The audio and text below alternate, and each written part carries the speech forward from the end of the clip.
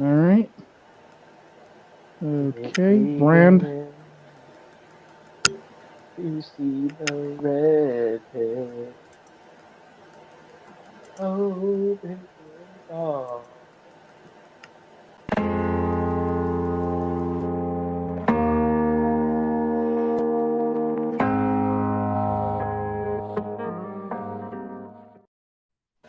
Vision? What do you know about my vision?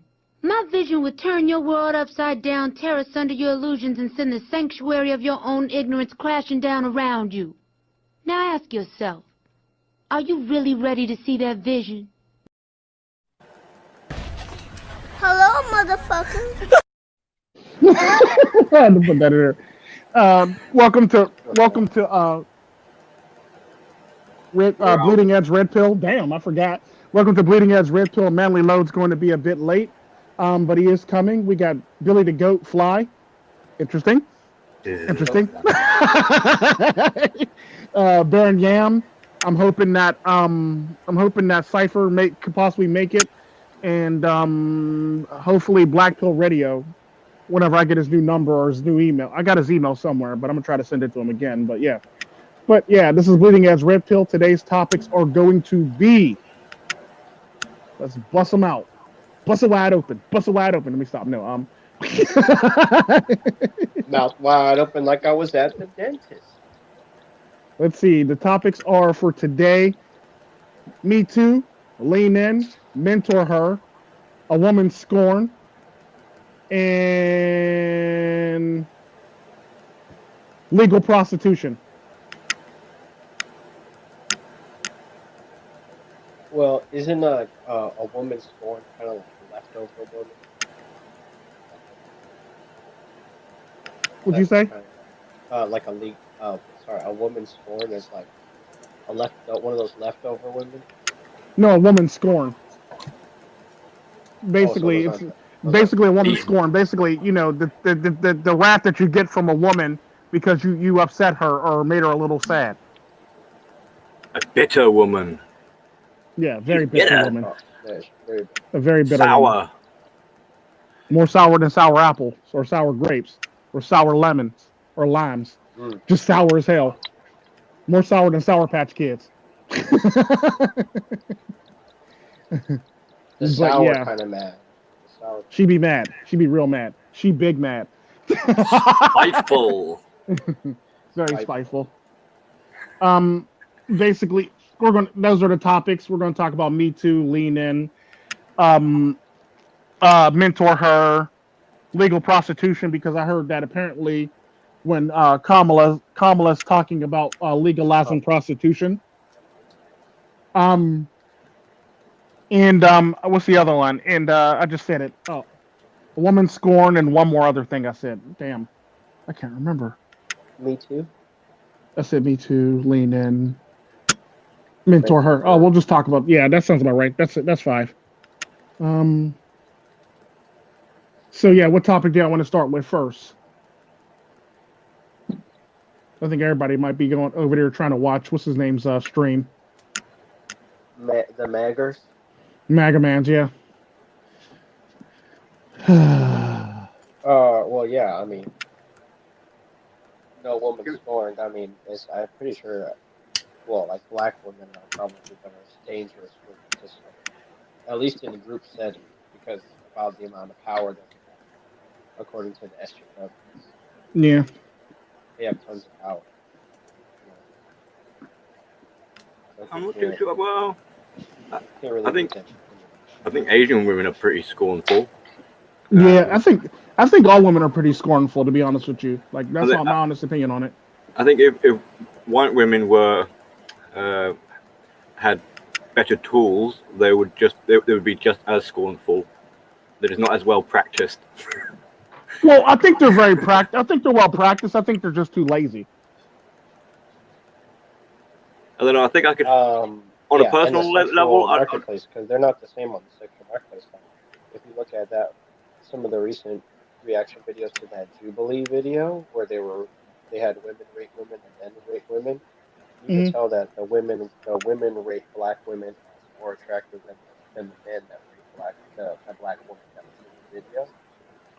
Well, no, they were rating them. No, they weren't rating them based on looks. They were rating them based on personality. That was the problem overall. Exactly. It's supposed to be on looks. Exactly. So women get delusional and they start placing people based on personality. Meanwhile, it's supposed to be about looks. So apparently, that lets you know that women don't pay attention to directions for all intents and purposes. It's typically what that was actually pointing out, which is sad, very sad. I'm trying to think of something.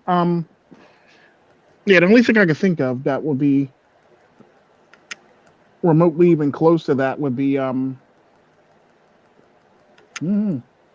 well, no, because the sad part about that rating, that wouldn't even be a woman scoring at that point either. That'd basically just be women not paying attention to directions, or women not following directions at that point. So a woman's scoring would be like the Me Too movement. Let's just talk about the Me Too movement. That way we can transition into that. We'll talk about the Me Too movement and all the progress it has and all the damage it has done. We'll just talk about that. Then we'll transition to a woman's score because apparently Yam's getting off topic with this woman scoring thing. So we'll run through all the little movements that they made up, little hashtags that they made up until then. So we'll start off with Me Too. Your thoughts on Me Too? I just don't think Me Too. I don't think Me Too is going to be around for much longer because men aren't going to have power, so they're going to be harder to Me Too. Or you said they're going to evolve. So that's basically what Me Too is about. Well, I heard Coach Greg Adams talk about the return of the Me Too. Yeah. And I kind of agree with him. I can see how people who don't get their way, or the women who are not getting their way, will try and rejuvenate, reuse previous tactics and arguments to be like, hey, what about Me Too? See, I disagree with him for the fact that I think it never went away. Because people are still being Me Too till this day. Hell, they tried to Me Too Biden before the election, but it didn't work out because he's a leftist and nobody wanted to press charges against him. They tried to do it to like what Brett Kavanaugh not too long ago, so it's never really went away. Plus, there's a lot of men still getting jammed up by this shit. It's sad, but it's still happening. So I don't think it ever went away. Yeah, so it's one of those things where it's like it's just here and it's here to stay until somebody says, you know what, we had enough of this shit. And I think with the Biden Kamala Harris, I think we're going to see more Me Too allegations, especially in colleges. There's going to be a lot more more boys not going to school for this reason. Because they're going to repeal the 19th or what? No, not the 9th. I mean, they're going to repeal the 9th Title IX that Betsy DeVos set in place, where you actually need proof to actually, you need proof. You just can't just blame somebody for random shit. You actually got to have proof. So when they get into office, they already talked about repealing the Betsy DeVos thing. Yeah, I agree. I think it hasn't really gone away. I think it's like it's a tool or a weapon, more of a tool really, and so it's still part of their arsenal or in their bag of tricks. They're just at the moment trying to find some other tools that they could be using, and when it's not going to work out, then they'll pull out the Me Too and try it again. Yeah, I don't think the Me Too's ever. I think there's. The sad part about that, they're still pulling out Me Too as we speak now, so it's not like it really matters, and it's not like it ever went away in the first damn place. They're still hitting people with Me Too. It's just a bit more quiet about it now. Yeah, it's that throwing shit at the wall and seeing what sticks. So it maybe the Me Too hasn't been working as well as it was in the past, but it doesn't mean they're not going to try it again. Yeah, well, they do this constant push and pull on men to come into the limelight and shame them back into obscurity. So it's just a vicious cycle. Yeah. Anybody want to elaborate on this some more? Yeah. Well. Okay. So Me Too is someone who is saying that they're being deprived in some way. They're playing the victim card, victimhood. And they're arguing that there's inequality going on, that they're being oppressed or suppressed in some kind of way. one of the fundamental problems with Me Too is that if you actually give them equality, or they achieve what they're hoping for, it would counteract its own effect because everyone would be on equal footing. So for it to work, requires someone to be in a deficit of some kind. Mm-hmm. And their goal is it's not equality they're after superiority. So they'd rather you were the one who was being suppressed. Yeah. So it's kind of like a flip around. Gotcha. So they basically want all these invisible privileges that apparently men have that they don't have. But what the sad part about that, I've actually talked about this in my videos when I talked about men are more likely to give men much more harsher sentences. Male judges are more likely to give men more harsher sentences, but they're more likely to go light on women. Whereas women judges, they're more likely to give harsher sentences on women and harsher sentences on men. So it's one of those things where it's like, well, obviously men don't get this. Apparently, it's not a boys' club if men are sentencing men to more time in jail and women less. So you can't really call it a boys' club, this invisible boys' club that don't exist. When in fact you're actually spending less time in jail than I would normally spend in time in jail for all intents and purposes. Yeah, which is a problem. Yeah, because if it's because if they were to have exactly the same, everything was exactly fair and equal, that means they would have to also be responsible for the consequences, and clearly they don't want that. You know, they would hate to have the same kind of prison sentences as men get.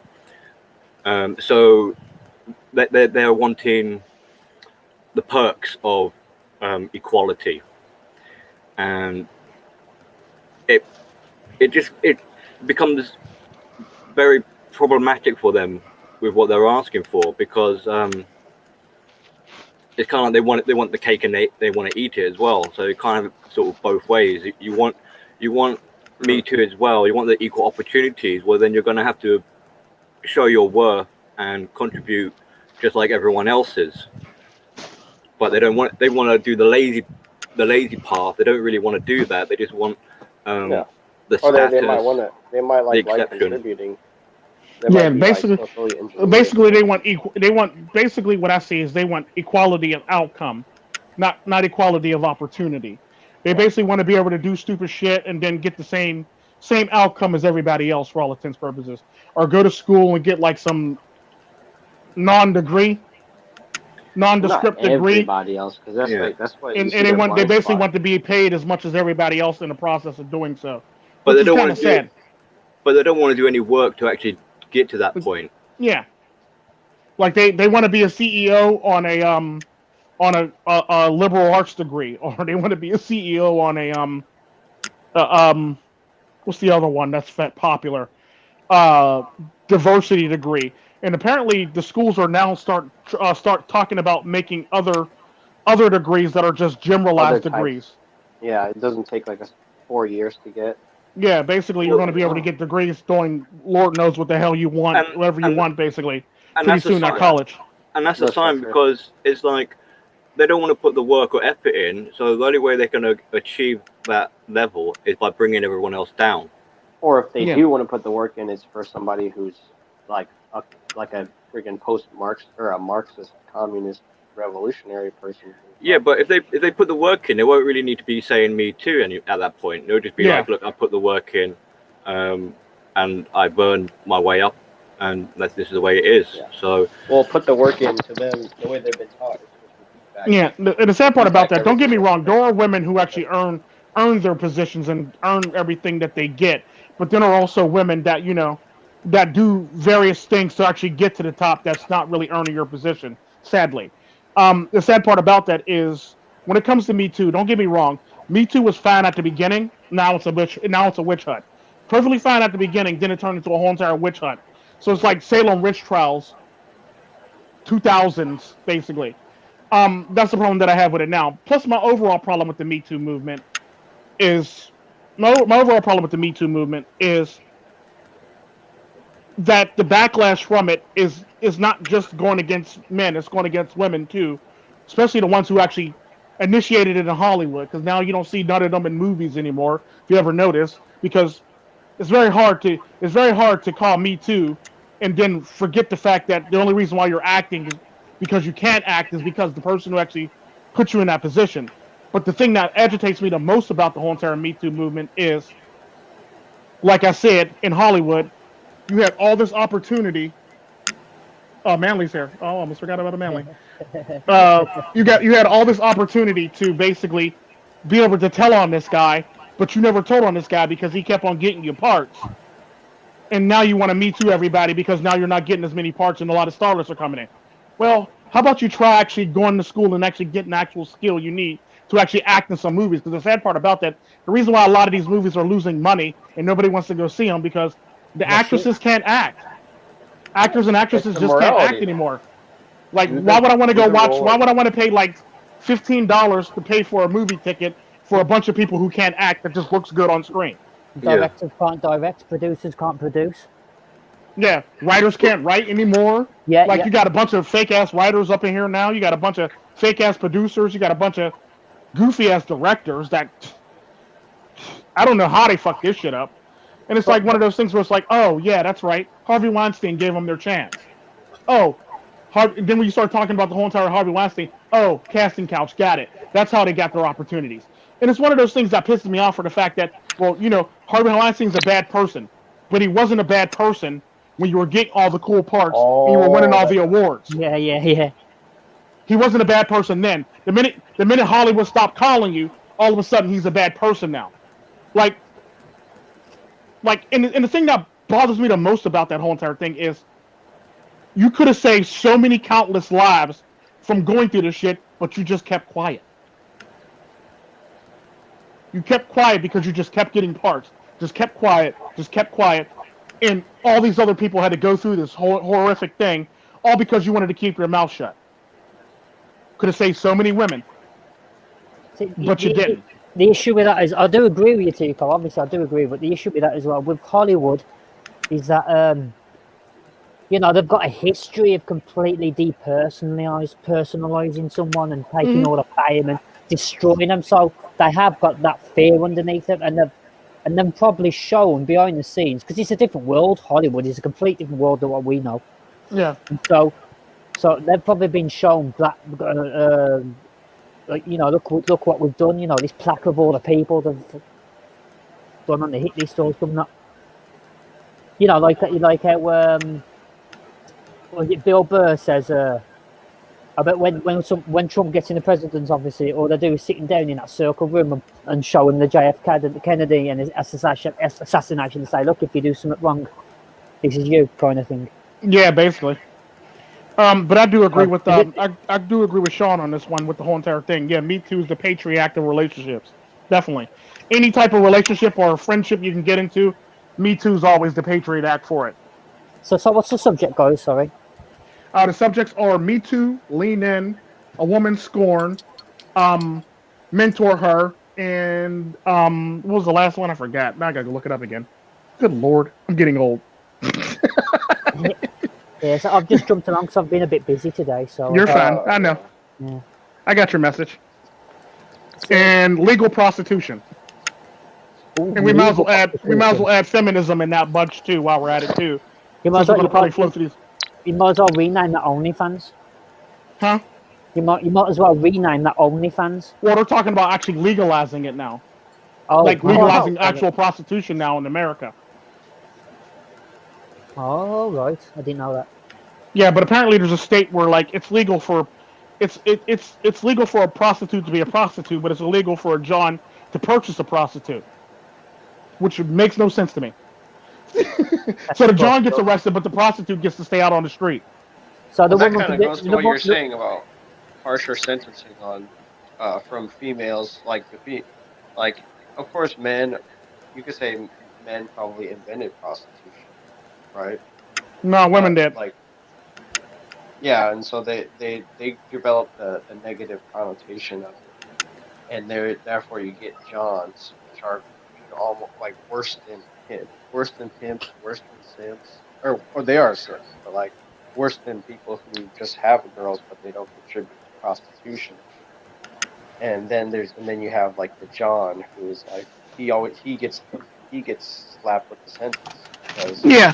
which is why that in my mind it makes it bad to like hate on simps because they're designed to receive the worst of the brunt of all the forces. They're like the Marines. Mm-hmm. They're like the people that get thrown into the first during the conflict, and then the rest of the people kind of just march in after they've already done all the Mm-hmm. training, all the hard stuff, getting raked over the coals in the divorce court and stuff, and then now they show up at MGTOW's door, they show up at the Red Bull door and yeah, they get we take or like they take them in. Those people take them in. But Shinobi. it's from a woman. Yeah, it's from a Make on the female. win, Sean. Is he here? Whoever's Oh lurking no. in the background. Sorry, Baron.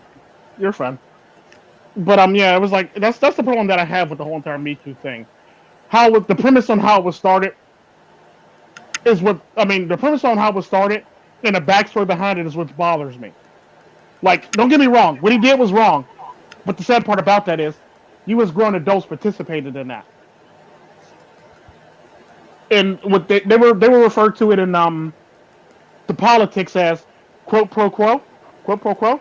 I think that's how they pronounce it. Quid pro quo. Yeah.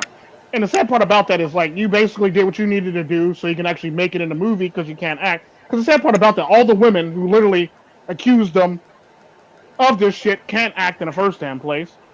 So you basically just got a free in the movie Yeah. for something that you never had the skills to actually do in the first place. And we often wonder why a lot of the movies suck and where all the good actresses actually went and shit like that. Yep. Roseanne Arquette for a perfect example.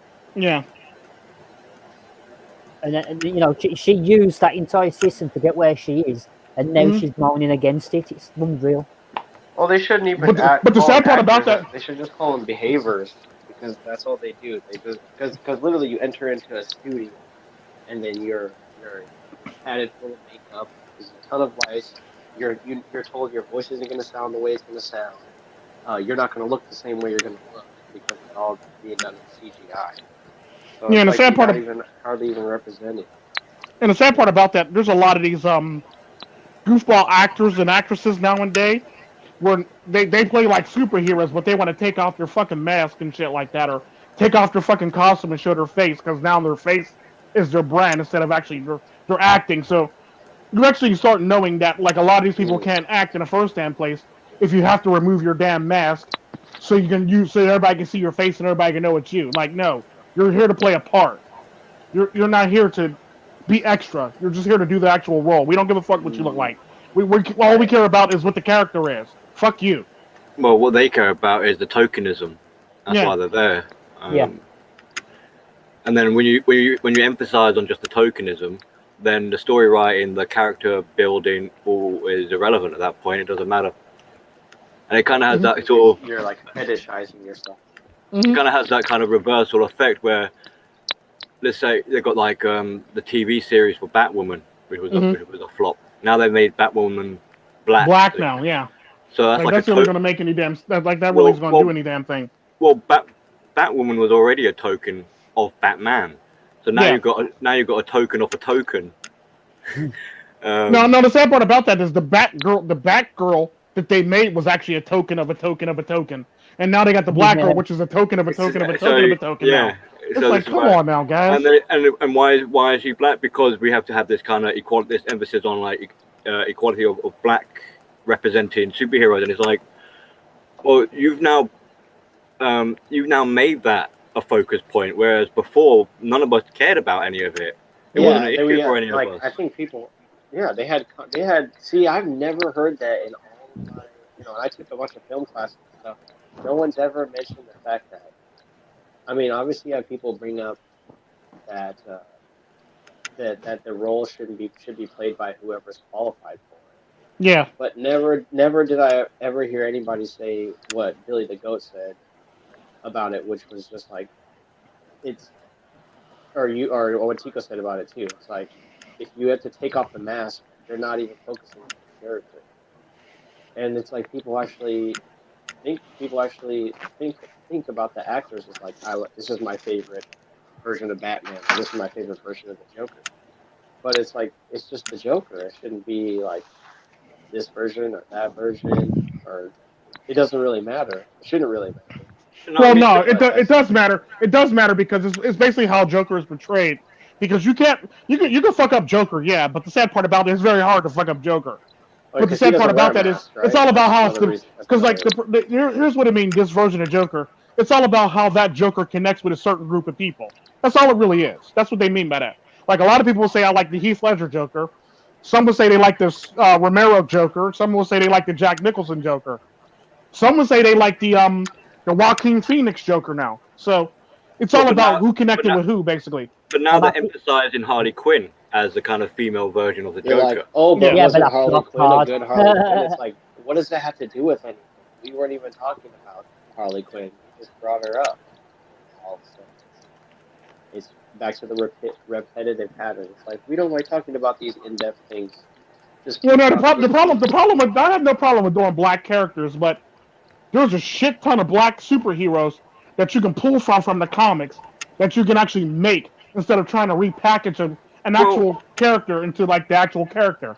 are you guys into comic books Yeah. much? Yeah. Oh, there's a Because- shit ton of black characters yeah, exactly. that I they mean, can pull, Blade. that they can literally pull to Well- actually make a series on, but they don't even do that shit. I mean, Blade. You know. Blade, yeah, yep. Static Shock, hello, When, hello. yeah, but if we look at Blade, that was kind of one of the early films where you're going from the comic book into silver screen. Yeah. So before all this kind of X-Men, before Avengers, before the Incredible Hulk, I mean, they had a TV series and the sort of TV film versions, but Blade was kind of like one of the ones that kind of like catapulted it up, and then you started having Spawn. I mean, although Spawn, in my opinion, the CGI was terrible, but still, that was like we're talking like early 90s. Yeah, true. Like you And got then- all these black characters. Why don't you use any of these black characters? Like you said, you got Spawn, you got Luke Cage, you got Static Shock, you got Blade, you got just countless black characters that you can pull from instead of trying to repackage an actual character as somebody else that it's not. But Billy just said something earlier on. I'm surprised they ever brought Michael J. White back, the guy who played Spawn. Yeah, I know. Oh no, he's such a fucking fantastic actor. He is Yeah, I know. fucking 10 out of 10. He is, mate. Yeah, he's an underrated actor too, but like I like him a lot. He plays a good Spawn. If you want to see his acting at top notch, watch Blood and Bone. Yeah, I like Blood and Bones. That's a good Blood movie. and Bone. Like they can Yeah. yeah, and the sad part about that is like they focus less on the person actually having acting skills and the person actually being believable than they do. We just want these women over here that can't act and these guys over here that can't act in this movie because it's diversity. Like no, we don't need diversity. We need a good fucking script. We need some good fucking actors and a good fucking script. How about that? How about we work on that first so that way we can make some damn money. Yeah, that's true. And I mean, people take these character attributes and they like say, well, that makes them a good whatever they want to be, because that's how kids are raised. Like you can be good at whatever you want to be, and then they take these ideas of personhood, which they call like dignity and your capabilities as a strong, independent, whatever you are, and then they say if you have those capabilities, or if you have that dignity, then you're a good actor. You're a good government worker. You're a good mother. And then they don't actually look at the skills that are required to actually do those jobs. I think is the biggest Hollywood thing at the moment, and why these good actors are not actually in the films. I think it's because they don't want to do them. Because when a film goes through the production of Hollywood, or even a TV series, it has to fill quotas set by the studio. And I reckon a lot of actors do not want to fill out these quotas, so they pull out of it. Yeah, but I think also like the way they're looking at script writing now is they're going, well, what do the audience want? Do they want a story that makes them have to think, or do they just want to see some sort of virtue signaling? So they go, right, we need some black people, we need some women in here, and we need to ridicule men in general, and that will get the audience coming to the theaters. and then so the story writing goes out the window. It's like that's not the focus anymore. Now we'll turn, as long as we change characters that worked in the past because they had a successful track record. They kind of compile that and assume that successful track record combined with an alteration, like we'll turn this character gay now, like Spider-Man, and that'll be a money winner because that's what the audience want now. It's kind of like, no, maybe in your mind it is what the audience want, but or maybe for a few of the audience, but I think the audience and the actor and then the writers, the producers are all blended into one person because it's all being put under the same. And the sad part about that is when it comes to those people, it's like it's not even the fact that they suck at all this stuff. It's more or less the fact that they basically do it. They basically pander to a small group of people who ain't gonna go fucking see the movie any damn way, who never sees the movie, who never went to go visit the movie, who don't even buy a ticket for the movie, and they're basically reviewing a movie that they never seen. I was just gonna fucking say that. Another analogy. Yeah, sorry about that. Sorry about that. Another analogy would be like they're all. It's like everybody's having fun playing on the on the field, like whatever sport, and then somebody on the sidelines crying like, "I wanted to go this way," and then everybody stops the game and does it the way that the person that's not even playing the game wants it to happen because it's hurting their feelings. And isn't it weird now that all of the rioters are like these theater arts majors, and like if you really look deep research into who applies for the positions, it's typically people with like the liberal arts degrees, and it all goes back to like the Prussian education system.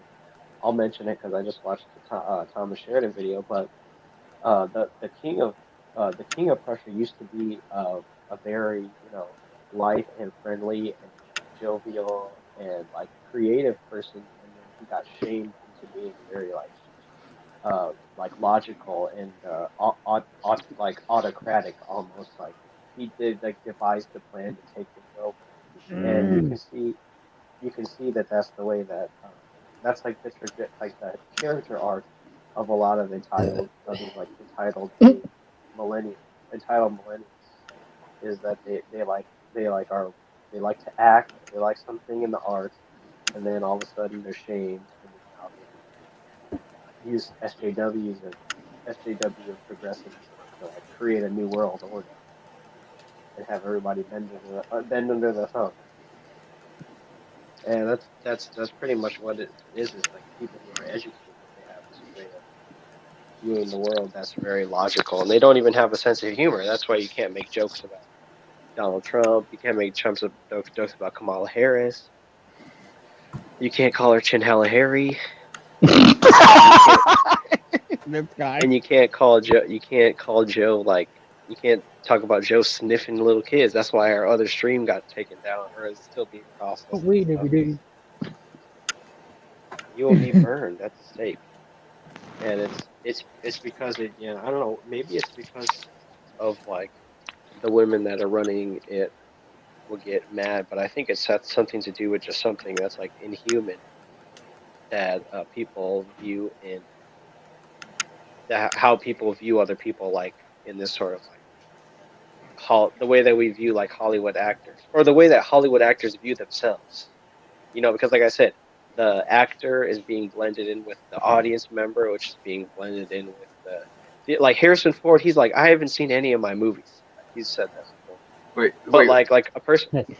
The way you just said that, it made me the world through a lens. Yeah. Basically. They want you to see the world through a lens. Rose-tinted glasses. Yeah, true. And if everyone's an actor, everyone has the ability to do what Cary Grant did in North by Northwest, or they have the ability to just be the backdrop of a face while all this propaganda is being pushed around. And that's why you have all these like chants. You can see it in the way, and not only in the protests, but in the way that movies are made in sequels. So like there's no regular original thought anymore. Everything is just a development, or not even a development, just a reiteration of the same exact idea over and over and over. A perfect example. Black woman strong, black man strong, black man Black man weak, black man strong, black black woman strong, black woman strong, white man. I was going to elaborate on your point. The perfect example is Terminator Dark Fate. Look at what happened to that. Rehashed the exact same storylines, the exact same, almost exact same action scenes, and all they did is just swap all the characters around with females and a Latino. True. Very true. And it flopped hard, which I was happy about.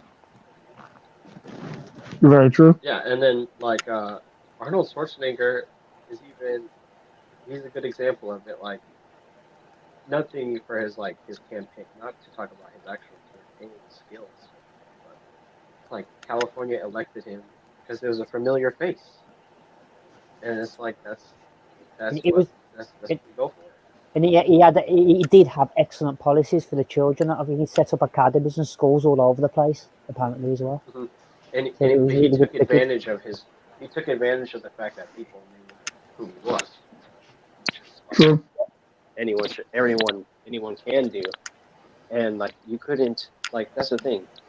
Taking advantage of how you look for benefit used to be called prostitution, but in America it's called pick any career that you want.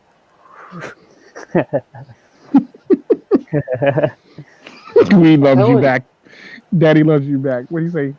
We loves you back, Daddy, Big Daddy. That's we love you back, Big Daddy. Sean is a trip. But yeah, the thing that bothers me with the whole entire thing and overall thing when it comes to the Me Too movement is like it was fine in the beginning. I was cool with it in the beginning, but then shit started spiraling out of control and it turned into a big ass witch hunt. Because I look at it like this, and people say, "Well, you don't know what you're talking about, Tico. When 5-year-old kids are being Me Too'd for no fucking reason, that's a problem. When a kid gets picked on in school, all because girls don't like them and they Me Too'd them, that's a problem. Like, no, you can't sit up here and say, well, it only happens to stars. No, it actually happens to regular people. It actually happens to 5-year-old kids. There's 5-year-old boys who done nothing wrong, who are literally on the sexual pedophile, the pedophile registry list. 5-year-old kids. Think about that shit. And they get there's a 4 and a 3-year-old on there too. Like, come on now. You know you went too fucking far when you do stupid shit like that. There's something that Amanley said where he said, the world's crazy, so it pays to be sane. Me Too is you literally paying to be sane. Like if you hear most of these stories, it's like, and there may be an exception, but quote me if I'm wrong. It's like all of these have happened because the dude is no longer accessible to them. Yeah, literally. Physically or financially or emotionally. Yeah. Not accessible to her, so she's like, okay, paint this picture, paint or draw, drag his name through the mud, activate, trap cards, and then it's like that's now women are playing Yu-Gi-Oh off this bitch. Women are playing Yu-Gi-Oh off this bitch now. It's in the heart of the court, the heart of the family court. I trust the heart of the court to make their decision. You mean public opinion? The court of public opinion. I play public opinion trap card. Blue Eyes Lean In Dragon. Right? The Lean In Dragon. He's like, please. There's like 10 levels above your monster. Yeah, it's just sad. What's up, Upperly Fat Man? But yeah, it's just sad like how shit is being played because now you got like 3-year-olds, 4-year-olds, 5-year-olds, 6-year-olds all going to they're all in on the sexual pedophile registry list now, on a predators list now, and they barely even they're barely out of college. I mean, they're barely out of kindergarten and preschool, and they're already on registry lists and shit like that. It's like, okay, yeah, this is getting a bit out of hand. Like, no, this is really getting out of hand. And the sad part about that is there's a whole entire group. There's a whole entire group where all these children literally got all these children got Me Too'd. And there's a group of children, a group of parents that literally are in this group, and they all had to get together to talk about their problems, and they still haven't gotten anywhere with none of their damn problems. And it's just sad. It's really sad. Then the sad part about that, now Me Too went from actually helping women to just bitch slapping men all over the place, all because he didn't call you back in a right amount of time, or he didn't he won't return your calls, or he didn't text you right away, or he didn't buy you the gift for Valentine's Day that you really wanted, or he picked you up late from a date, or he canceled on you on a date. So all of a sudden now he got to be Me Too. And the sad part about it is just getting out of hand now. It's getting real out of hand. Well, Like it was fine. It was fine in the beginning, but now it's just a witch hunt. Getting out of hand. It's gone even. Oh, sorry. Corona-chan. Corona-chan, right? Corona-chan. I hope not.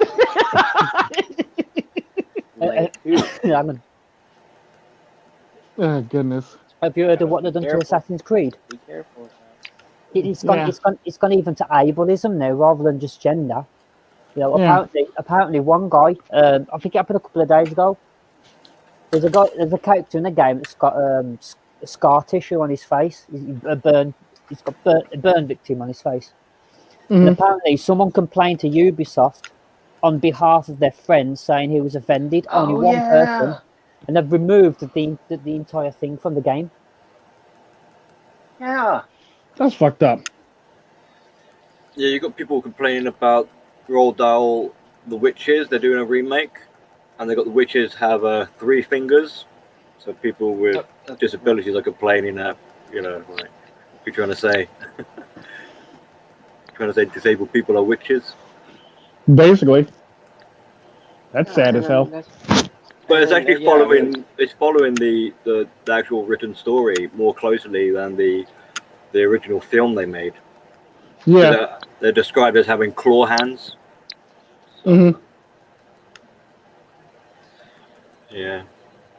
But I mean, like, you can obviously, with those examples, the main problem is they don't feel like they're included on the discussion. I mean, sometimes you have it where they're trying to represent somebody who's not there, which is just like completely, it's inappropriate and it's hypocritical. It's like you're trying to represent somebody who isn't present, and you're saying you can do a better job of representing that person. Whereas, like, why do we need to make it up? Why do we address that if it's not a core part of the story? I guess with the inclusion and affirmative action and everything, it basically brings in a lot of extra viewpoints. See, I think with the general kind of insecurities that people are experiencing throughout society, there's and where Me Too, it taps into a fear of survival because there's a fear of being left out. So like Me Too, don't forget me. I'm here. I need to feel like I exist. So include me in the group. Don't leave me out. No, that's sad. We literally running around talking about Me Too. So it kind of goes back to your other video, Tico, about coping. So they got poor coping skills. They can't cope with feeling like they're being left out or feeling like they're going to fail or not survive. So they got a lot of fear. So to get around that whole fear aspect is to become the go on the front foot rather than the back foot, and go on the offensive and start laying into it. Anyone left, right, center, 4-year-olds, 5-year-olds, it doesn't matter. They're going to be from being at the back of the line to wanting to be part of the group. They now want to be at the very front. He wasn't nut. I summoned super. What do you say? I summoned the super social. Super justice warrior. In defense mode. This guy. I'm sorry. Go ahead, Matt. Sorry about that, BillyTheGoat. I had to laugh at that. This fool. Yeah. Well, they want to be at the forefront now. So it's not even like part of the group. They want to be at the forefront. So you've got this one guy with the burning scar. They will make all the change. Like the whole company will make a change for this one person because they're trying to placate to them. And now this one person has controlled an entire company and a game franchise. So from being left out, now they're in a league of their own. Now they're crammed in. Instead of being left out, then they get crammed in. One thing I can say about this whole entire social justice warrior thing that's going on especially with the LGBTQ community, is the funniest thing that came out of this shit that I always keep on laughing at is the transgenders participating in women's sports. And ain't nobody saying shit about it. And I'm loving every single minute of it, watching somebody get their ass whooped or beaten by mouths. Like, because this is some funny shit. Because like you done all this shit. Now you're getting beat out of your own damn sports now. What? Pretty soon they're going to start a new WNBA team with a bunch of transgender men on it. That's going to be interesting. Has there been any backlash on men for what women have brought into society, or has it only affected women poorly? I mean, as far as it's affected. Everybody's affected. Everybody's affected, but women are shutting up about it because they're affected just as much as men are. This is typically where all this whole entire lean in came from. Mentor her, all this other shit, because women are suffering greatly from this shit. But they're trying to blame men for their suffering, basically, when in fact they're the ones that bought on this whole entire suffering because they didn't fully think shit through. They just, this sounds good, throw it at the wall, see if it sticks. Yeah, it's like, that's basically what they're doing with all this shit.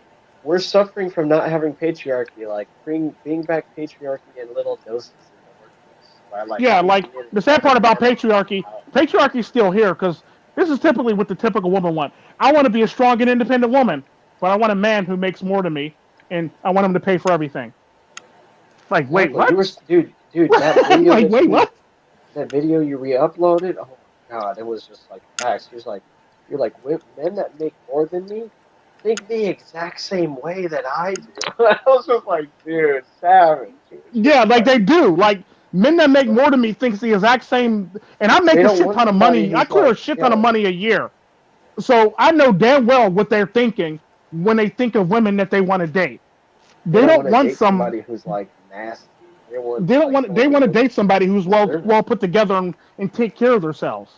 Like, because I know the women I date, so I can imagine the women they date. And it's like, no, they're not going to date you. You're not even on their list of people to date.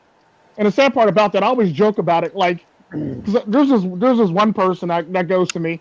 There's this one friend that I got, this one female friend that I have. She cracks me up. Because like we'll be sitting or eating lunch together, and this woman will walk up and try to hit on me, and she'll go to her, "You're not even in his league. You might as well just let it go."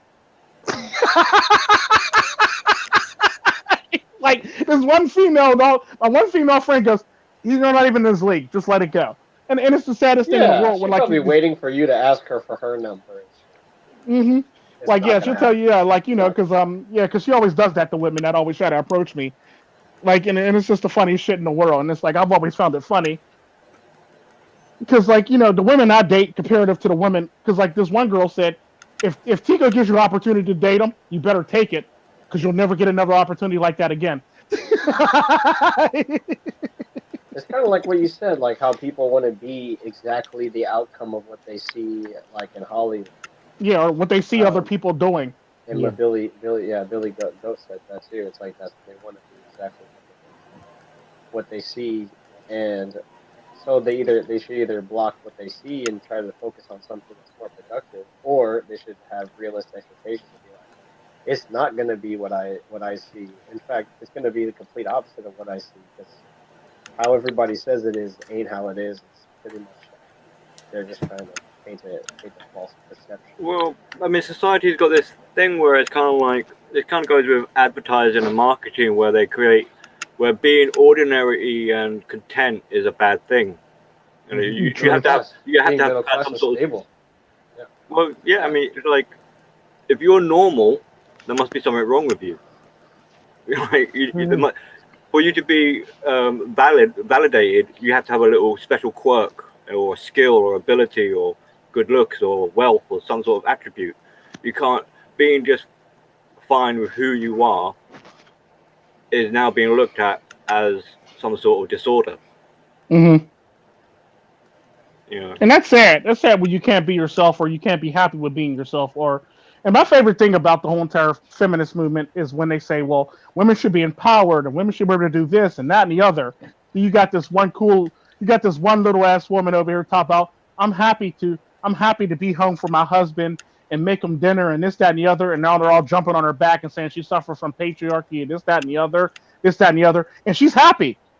Feminism is supposed to be about happiness. What the fuck's going on? Like, now you're jumping on this poor woman who actually is happy to see her husband come home to see her husband and spend time with her husband and shit like that. You have to be a little bit careful with some of these women, because I do know a girl, right, that goes on and on about how she's content and she's lucky that she's got a man and she loves her kids, but the way she just goes on about it just a bit in excess. Mm-hmm. She's now making that into her speciality, like. Mm-hmm. So you can see there's some sort of red flags there going on. Well, no, it's not even that though. It's more or less the fact that it's like these women now, like the women like that, basically have to say it with conviction now, so it can sound believable to people. Because when they hear a woman say that, they're like, "Wait, what? They still make you?" Yeah, it's also kind of like Betamax nuts. It's like who are you trying to fool? Are you trying to fool us, or are you trying to fool yourself into believing it? And the sad part about that, a lot of these women actually believe. The sad part about that, a lot of these women actually believe in this stuff. But the sad part about that, you got a whole entire cancel culture or a whole entire, a group of women that'll say that you're in denial and this, that, and the other, and you're suffering from the patriarchy. It's like she's happy being a woman. And the sad part about that, those are the most happiest women in the whole entire world. But these other women claim they're happy and they're miserable because now they can't find a man. Now you're writing op-eds and making videos and talking about how you can't find a man, this, that, and the other, this, that, and the other. This woman over here found a man, got several kids, watched her kids grow up. Yeah, well, living the life. I think some of the happiest women probably keep their mouth shut, and you wouldn't actually hear about them. Yeah. They're just too busy living their life and keeping to themselves.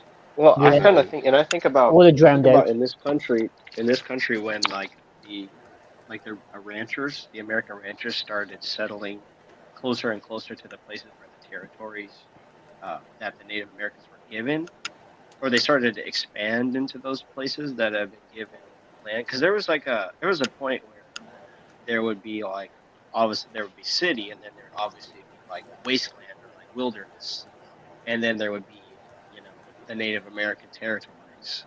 But then that slowly started to close that wildland, and then you have the first interactions of Christian communities, Native American communities, and you see that they go over into the Native Americans' family structures and their dynamics, and they see how they do different things.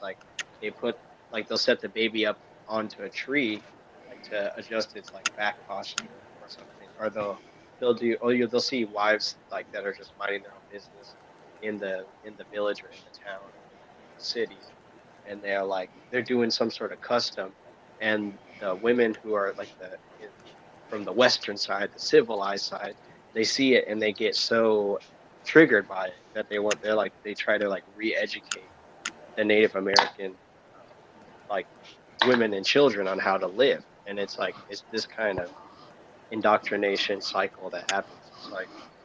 It's what people describe it, that's how World War I started. It's all this invasion from the Prussians into what the Germans were. Hell, in the British, the British, even the British Empire was ruled by mostly Germans, getting close up to the world. So it's just well, technically it still is. But carry on. Yeah, true. I give you that. Yeah, definitely. Yeah. Because what Germany's the center of that whole entire thing. It makes you wonder about the lean in movement too. It's the people that they're fighting all these battles for are secretly the people that invested in everything, which is who? It's white men. It's they're literally fighting. Not to say that it's a white male issue or something. Vehicles of oppression. It's just the fact that it's this sort of indoctrination that makes them ignore the very top, which is the enemy that they're fighting to become. It's just this weird. They're so robotic. They're not even self-aware. Yeah, true. Enough to notice. I think Tico was talking about something like that. They lack self-awareness. They do lack a lot of self. Go ahead. They're fighting the Nazis, but they've become them themselves. True. Yeah, and I mean that kind of gets what I was talking about their this is what true colors. This isn't an illusion. No one's actually playing. It's like it's almost like a frontier in of itself. You get to see how people truly act under things. Yeah, there's laws that protect you from being physically assaulted or being verbally assaulted in public. There is some silent doxing and Me Too action and some leaning in happening in the background. Yeah, there is. But the thing that pisses me off the most about this whole entire feminist movement is especially the fourth wave feminism is about intersexuality. We acknowledge black people, this, that, and the other, this, that, and the other. The thing that always pissed me off the most about this Obi-Wan, fucking a boyish mode. Fuck off. Sorry, Cohen. But you're fine. But the thing that pisses me off the most about this last group of feminists that come out the gates, they talk so much shit on white men while sitting in a hot tub next to white men who are fun in their lives while drinking a glass of champagne with a big ass rock on their fucking finger from a white man in a white man's house while talking shit on white men. And the sad part about that is I have the same energy when it comes to feminism that the one dude for Asians got. He's like, look, I'll be fine with you wearing like Asian clothes, but if you're willing to fucking Asian, that is. And I agree with him 100%. Look, you can talk about black rights and all, but you better be dating a black person to be talking about black rights. Because if you're not dating a black person, you're dating a white guy, and you're talking about how bad white men are, while you're dating a white guy who's financing your life, I have a problem with you. Now you're a hypocrite. Now you're a very big hypocrite. Because the sad part about that, the majority of the feminists who talk shit on white men are literally dating white men. Like let that shit roll around in your head for a little bit. Like my favorite hypocrite of all time is fucking AOC. White men need to be re-educated. You're married or dating a white man. Do you not know that? And before you were a politician, you were a bartender, and he was financing your fucking life. Do you not see the hypocrisy in that shit? But white men need to be re-educated, but you're dating a white man. Like, make that make sense to me, pimpin'. Make that make sense to me. It's just, yeah. Well, one, it's designed to confuse you. Like, it's a deflection. So she's dating him. I mean, granted, he's really just testing her out. Because she's probably going to be serious the next time. That makes no fucking sense to me. Like I'm not even white, but I'm sure it blows my mind how women can talk shit on white men while dating a white man who's financing your fucking life to go out and do stupid shit like this. Well, we call it double standards. Yeah. And it's wrong. It's wrong to have a black. Yeah, it's wrong to have like the same race man take care of you, but it's right to date somebody it's right to date and accept money from a simp that's from a race of people that you're supposed to. Well, the sad part about that, it's not even that. The sad part about that is most of these women are married to white men, or they're dating a white man who is financing their fucking life. They're like literally with the man who's financing their life while talking about how white men need to be re-educated or how white men are this or white men are this. Like, no, you can't say that shit while you're sitting right. That's basically why I always talk about like how you talking shit on white men while sitting in a hot tub owned by that white man who owns the house that the hot tub is sitting on while drinking the champagne that he bought while you're talking about white men. How does that fucking make sense? Well, competition. That white men do need to be educated and taught the red pill and MGTOW, and that would actually be beneficial to them to be re-educated, because the things that they're raised on is to be like a blue pill simp. So they do need to be re-educated, just not with liberal indoctrination and political correctness. Go ahead, BillyTheGoat.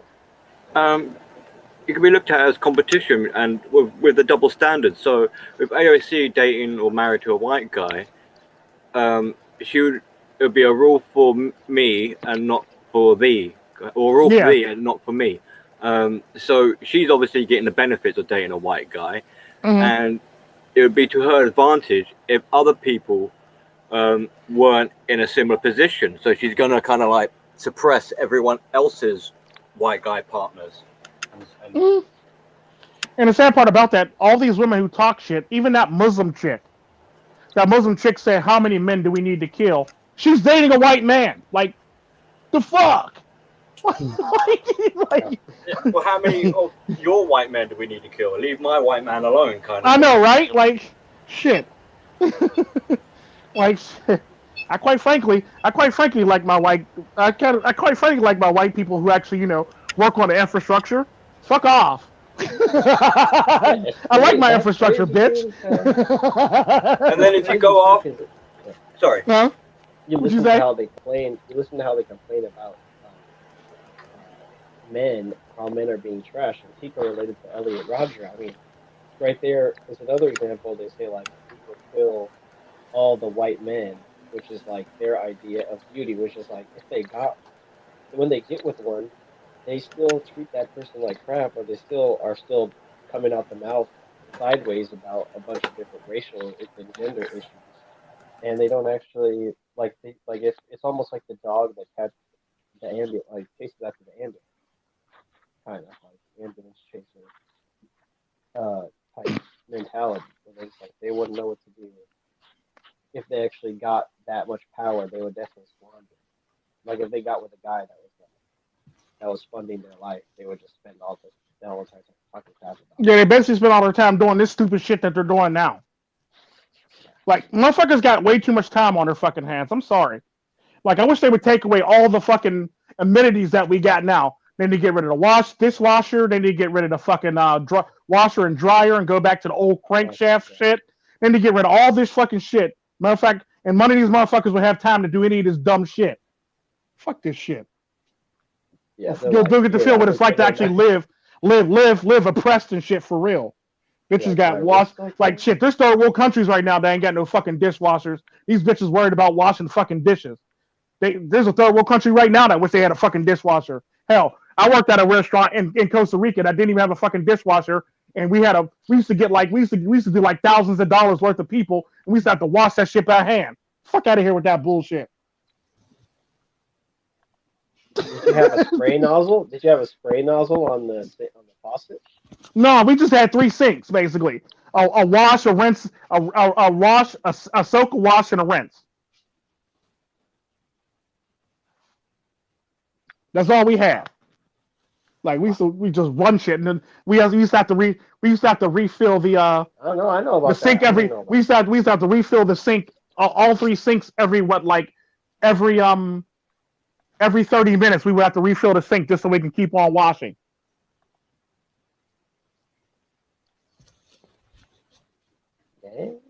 Yeah, that's true. That's true. I mean, like, that's sickening. That's the equality that they're afraid of too. They're afraid that if we give women too much equality, they'll end up having to wash dishes like at a 5-star resort like that. You know, that would just tear their whole Like, world. no, man, that's just ridiculousness. And the sad part about that is like that's the stuff that really pisses me off when it comes to white women in America. It just pisses me off we need equality. Okay, so go join the draft. Well, that's different, and that's wrong. No, you want equality, bitch? Join the draft. Go sign up for the fucking draft. Shut the fuck up. That's exactly how I feel about it. Like, if you're not going to sign up for the draft, you don't deserve to have equality. And people will say, "Well, you're wrong, Tico. Women have made so much progression, and they're finally allowed to vote." No, bitch. Correction. Women were allowed to vote if they owned land. Well, women didn't own land. Yes, the fuck they did. They owned brothels and they owned stuff, and when they were expanding into the wild west, basically. Yep. Women owned a lot of fucking shit. They owned bars, they owned brothels, they owned all that fucking shit going to the west. And so shut the fuck up, and they got the vote. That shit pissed me off. They owned stuff all the way back into the Roman times. Yeah, and that's women been voting for a while. If you owned land, if you own land or you own some type of business, your ass got to vote. Yeah, and women own a shit ton of land and a shit ton of business. And women had shit ton of political influence because all they had to do was tug on the arm that they was sucking off, basically. Yeah. And then get a policy pushed through. It's been happening all through time, but it's just like rampant right now. Like, really rampant. Now we just got a bunch of women just ringing at the mouth and shit like that, slobbering all over the fucking place and shit. Push this bill. Like, no, bitch, come down. Well, it's going through full cycle because it's happened multiple times in the past. It's just we haven't learned from it. That's all. Yeah, it's just ridiculous. Like all the shit that's going on now. Like, I'm sorry, white women. Mind your fucking business when it comes to black people. Just stay the fuck over in your own fucking lane. Legit, stay in your own fucking lane when it comes to blacks, because you're doing nothing more than hurting blacks right now. All this pandering, all this virtue signaling is hurting blacks. Shut the fuck up, stay in your white lane, and shut the fuck up, white ladies. This shit pisses me off to no end. And next person that kneel before me, I'm kicking them in the fucking face. Yeah, definitely. That's asking for trouble in the most, like in the different customs. People think that taking a knee in the United States all of a sudden means respect. It's like that's never meant respect. That means that you're a slave to that person, or you have to, or it reminds me more of like when they knight people in the royal, like in the royal family, like when people get knighted, they have to kneel, and it's like why? What kind of like how? Why do you such an outdated gesture as somebody's like? Well, the sad part about that is apparently, what a lot of people don't know, apparently kneeling is actually favorable for kneeling for every damn thing too. If you're not going to stand, you can kneel. Kneeling's been around for a while. No matter if you like it or not.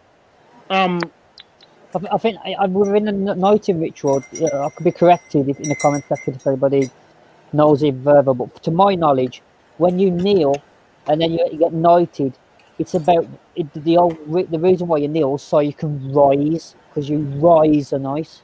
Yeah. That's why you have to kneel, because you have to rise. Yeah, it's symbolism for rising, because you went from being just a regular man to an everyday man now. I mean, to being a sir or somebody with status, basically. Yeah, exactly. You come from a serf onto her level. Into her realm. That's funny because it's like now everybody's a knight. Everybody's a white one knight. black dick. They suck one black dick, and now they're activists. Now they're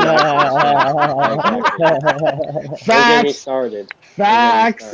They suck one black dick, and now they're activists. Don't they? Once you go black, you never. I wouldn't know because I never dated a white girl. Oh, I've never sucked black dick, so.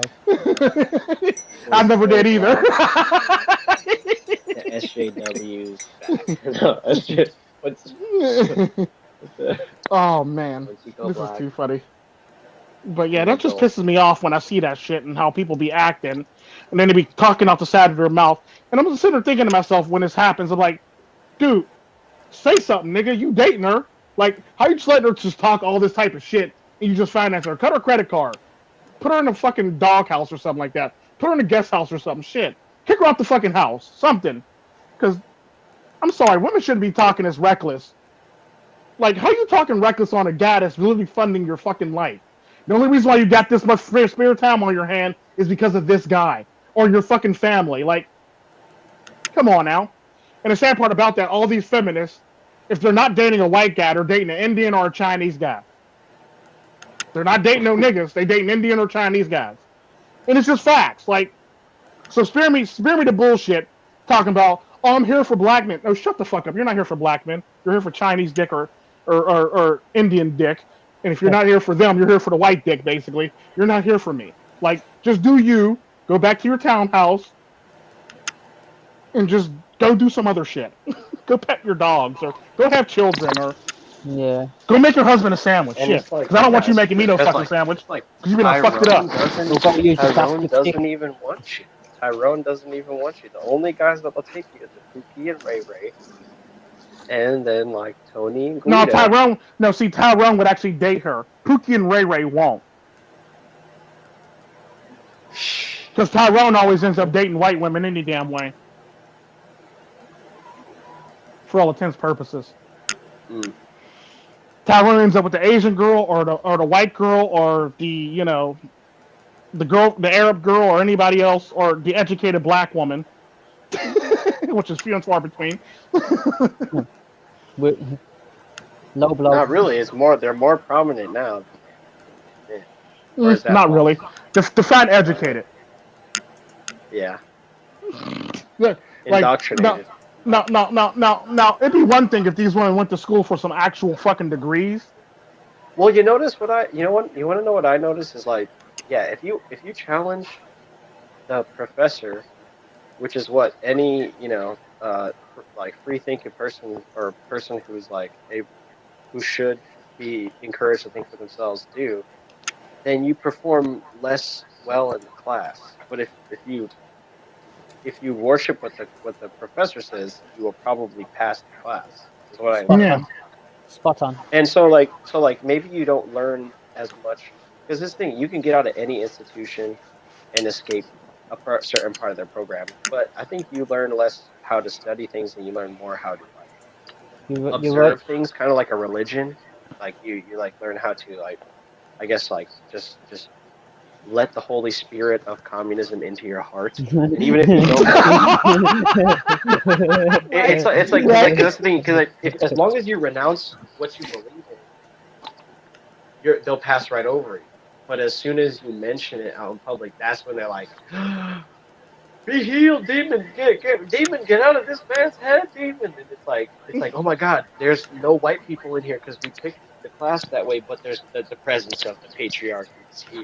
It's like we can feel it. We can feel the patriarchy based on what you're saying, and that's what I realized. It's more like a religious observance than it is any sort of, or like a And monastic studying instead of a scholarly. yeah, it's just like and the sad part about that is even when we go way back in history when it comes to American history, people always say, well, it's the white man's fault that everybody's in this mess. Like, no, white lady, it's your fault that black people are in this mess. Because if you didn't know how to keep your mouth shut, or if you didn't lie on a motherfucker, half these motherfuckers wouldn't be dead, and half these motherfuckers wouldn't be hanging from trees. So it's your fault, lady. It's your fault. Yeah, but well, no, it's technically their fault because they're the ones that did. No, you're the ones that got us in that mess. You pretty much knew what they were going to do if you got caught doing what you did. Like, come on now, you can't be like, oh, because my favorite one is the white women. I always talk about this a lot. Like, white men banging black women, perfectly fine. White guys walking on white women jumping up and down on a black dick. He raped me. What? Like, let's replay this. Let's replay the CSI scene. She's jumping up and down on the black dick. His hands are on his like his hands are on her. His hands aren't even touching her, but he's raping her. Like, okay, I guess we can lynch him now. Like, it's just one of those things. Like, come on now. Like, it's like this is basically where Me Too basically came from. This is basically where Me Too got its basic start from. CSI? No, slave days. Because like the sad part about that, slave days. Like, when white men were doing this perfectly fine. When white women get caught doing it, he raped me. What? Like, and like nobody stopped to think. Well, wait. When we walked in a room, he wasn't on top of you. You were on top of him. How's that rape?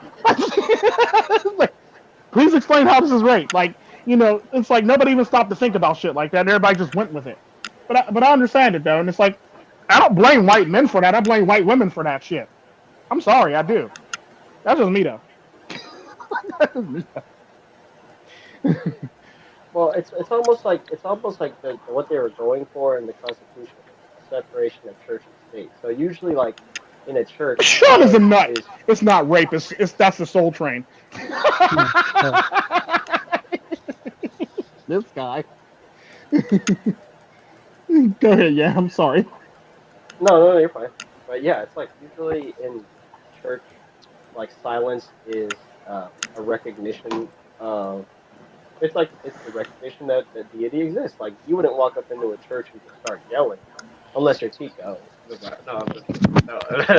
Would do. Would do. Yeah, but like you don't even have to yell. You just walk into all white church. Everything stops.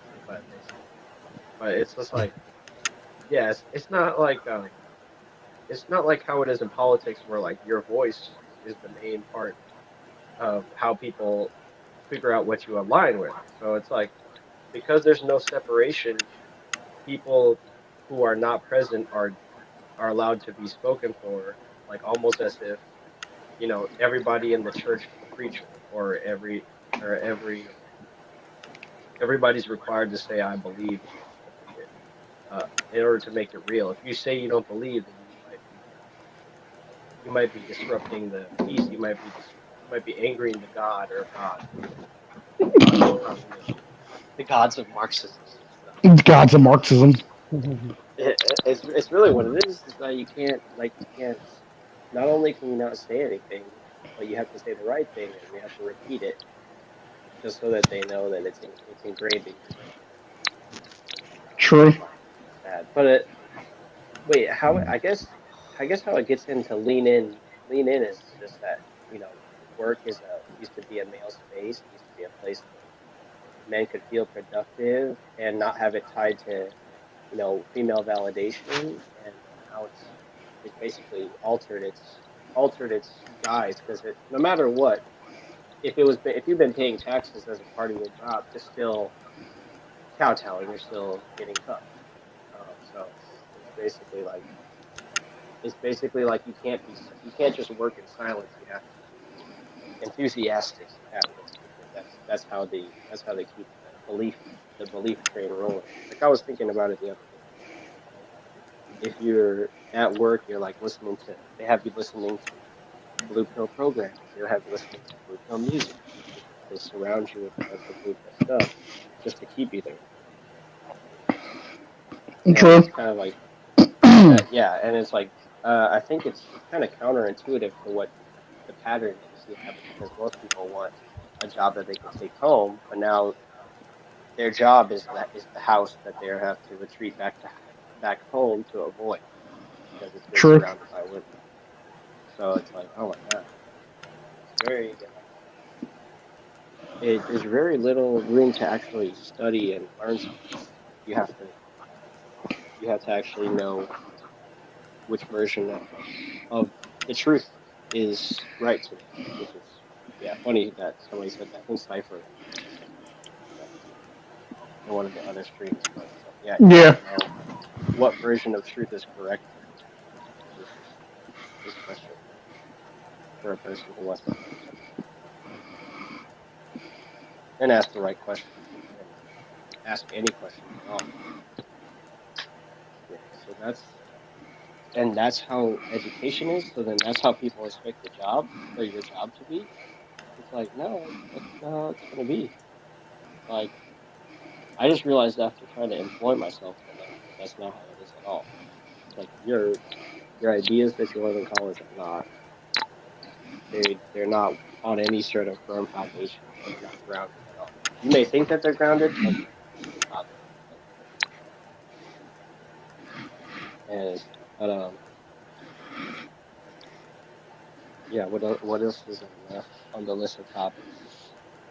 Um. A woman scorned. Oh yeah. Oh, when you said that they're gonna be in school, it's like, yeah, you're basically taking it. You're taking what happened to Laszlo, and you're saying, okay, what are these people who do this in kindergarten or second, third, or first and second grade? What are they going to be like when they get to college? Yeah. Well, part of me wants to And think they the sad might part learn about from that, it. and the sad part They might about that, learn from it it. wasn't even little girls that did this shit. It was grown ass women. Like, oh, so now you want to treat my son like shit, all because he didn't want to be in a Romeo and Juliet play at 5? Are you serious? At 5, they're doing Romeo and Juliet at 5. Like, who thinks this shit up? Like, that makes no damn sense to me. That shit still pisses me off till this day. All because he told him no. I don't want to be in the play. My mommy would be upset. Exactly what he told her. My mommy would be upset. And he wouldn't take no for an answer. So they try to guilt me into it. They try to guilt his mom into it.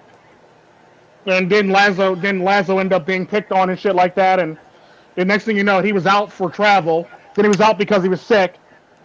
And then he got Me Too'd while he was out being sick. Like, think about this shit. He was literally out sick when he got Me Too'd. Like, Right. Yep. I mean, yeah, it's like your presence doesn't matter.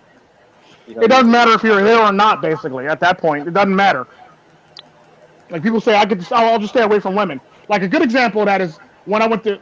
I hate to say the school name because I hate to put them on blast, but when I went to the school in the South, I was literally at a library on cameras, and I was accused of raping a girl halfway around all the way on the other side of town while I'm literally on cameras at a library, drooling in books because I'm asleep. Like, make that make sense to me. The sad part about that is I was on camera and I told the cops what my alibi was, and I told them about the security guard being there and waking me up, and they didn't believe me, and they stuck me in jail for about 2 weeks before my lawyer actually got me out of jail. So Lord knows how long I'd have been sitting in jail, waiting trial. Like, that's just some bullshit within itself too. So like, come on now. Didn't get a fair time in court. Didn't get no fair time in court. Didn't get nothing. Didn't get treated equally. Didn't get treated properly by the law. They done nothing in the proper. And the sad part about that, we want to sit here and talk about how oppressed white women is. She was a white woman that accused me of that shit. I wasn't even at the fucking party. Like, come on now. Like, and this is why I don't date white women, because stupid shit like this. They don't even get me started on the camp counselor bitch. This is why I don't date white women. This is exactly why I don't date white women.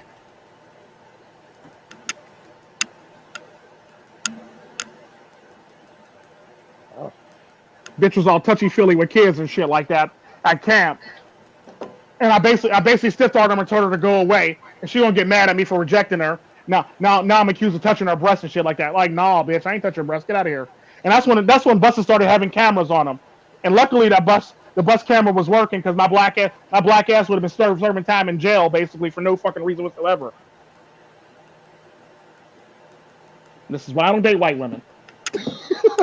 Like, exactly why I don't date white women. Oh. Well, I don't date at all. Huh? I don't date at all. Well, yeah, Simple as. like, shoot, it's just ridiculous the shit that you got to go through. Yeah. So oppressed that I'm suffering. Right.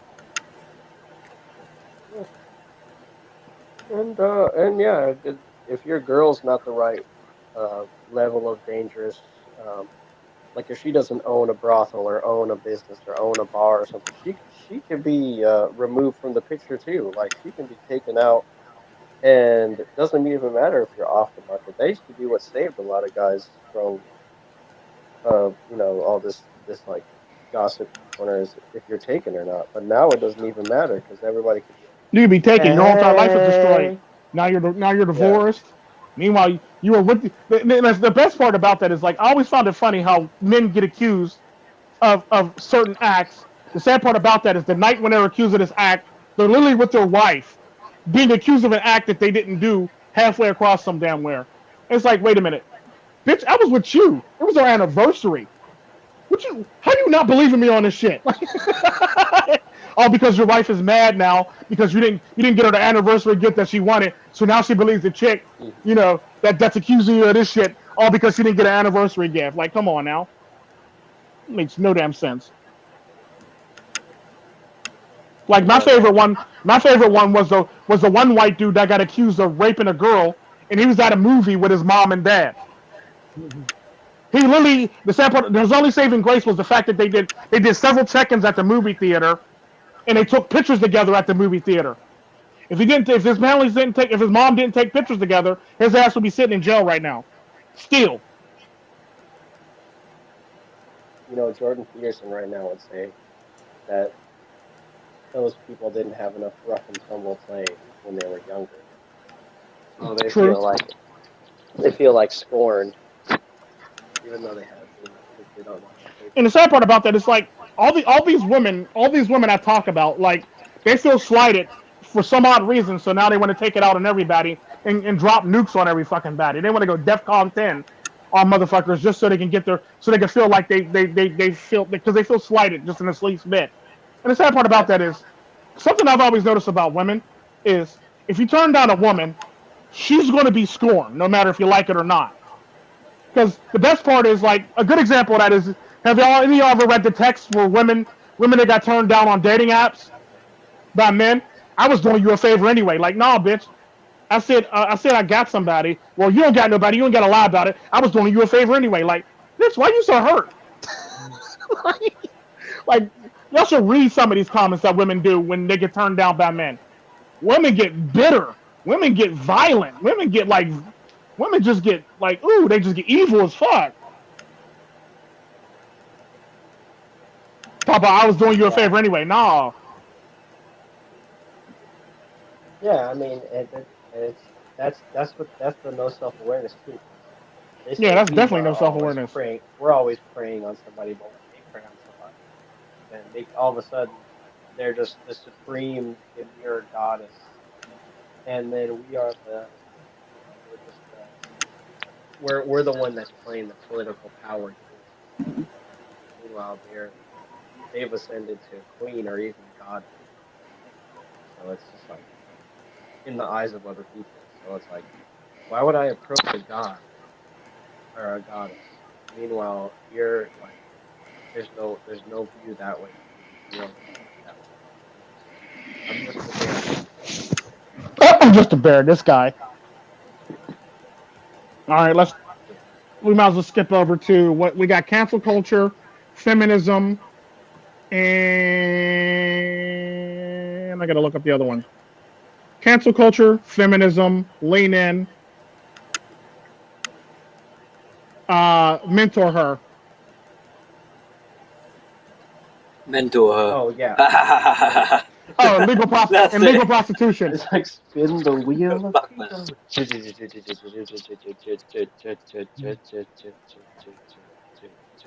And the sad part about that, Me Too's the very reason.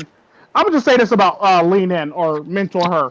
Me Too's the very reason why nobody wants to mentor you. Me Too's the very reason why you got to come up with a fucking hashtag called hashtag mentor her.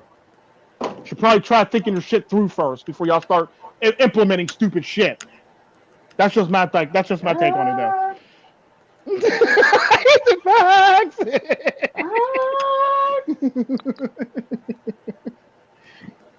What's y'all take on mentor her? Well, it's easy with your MGTOW because then you don't need to mentor her, really. Unless you work at the company, then this sucks being you. You know, I'm not her dad. Not talking about at the company. It's basically what it means by mentor her. Basically, if she's trying to work her way up the ladder, men got to lean in and mentor. Because apparently the women that work at these fucking companies don't want to mentor other women because they're afraid that they might take their fucking job and position. So now everything's solely resting on men mentoring women because apparently other women don't want to mentor women because they're afraid of their job they're afraid of being replaced by these women. Yeah, but I mean, it's like they always say that they're going to be replaced with robots, but I think we're going to be replaced with women first. It's not like there's any difference. I just thought I'd put that. Go ahead, Billy. Well, no, women are going to be replaced with robots before men are. Yeah. I mean, if you're the head of a company and you've got female staff and you somehow see it's in your interest to mentor her to rise up the rank and to learn, and maybe everyone is free to make their own decisions. But I'd be more kind of like, I've employed you to do a job. You should know what your job is. I'm not really here unless I'm employing you in order for me to mentor you as a coach. Otherwise you'd send her off onto a training course and be like, there's your fucking mentoring, get it done and get your ass in the office and do the job, man. Well, hell, there's no Harvey Weinstein, so there's nobody to act. There's nobody to take actors for the training. So the training videos aren't even going to get made. So she can't just go take a bunch of training modules to learn her position. So it's just like she has to learn hands-on.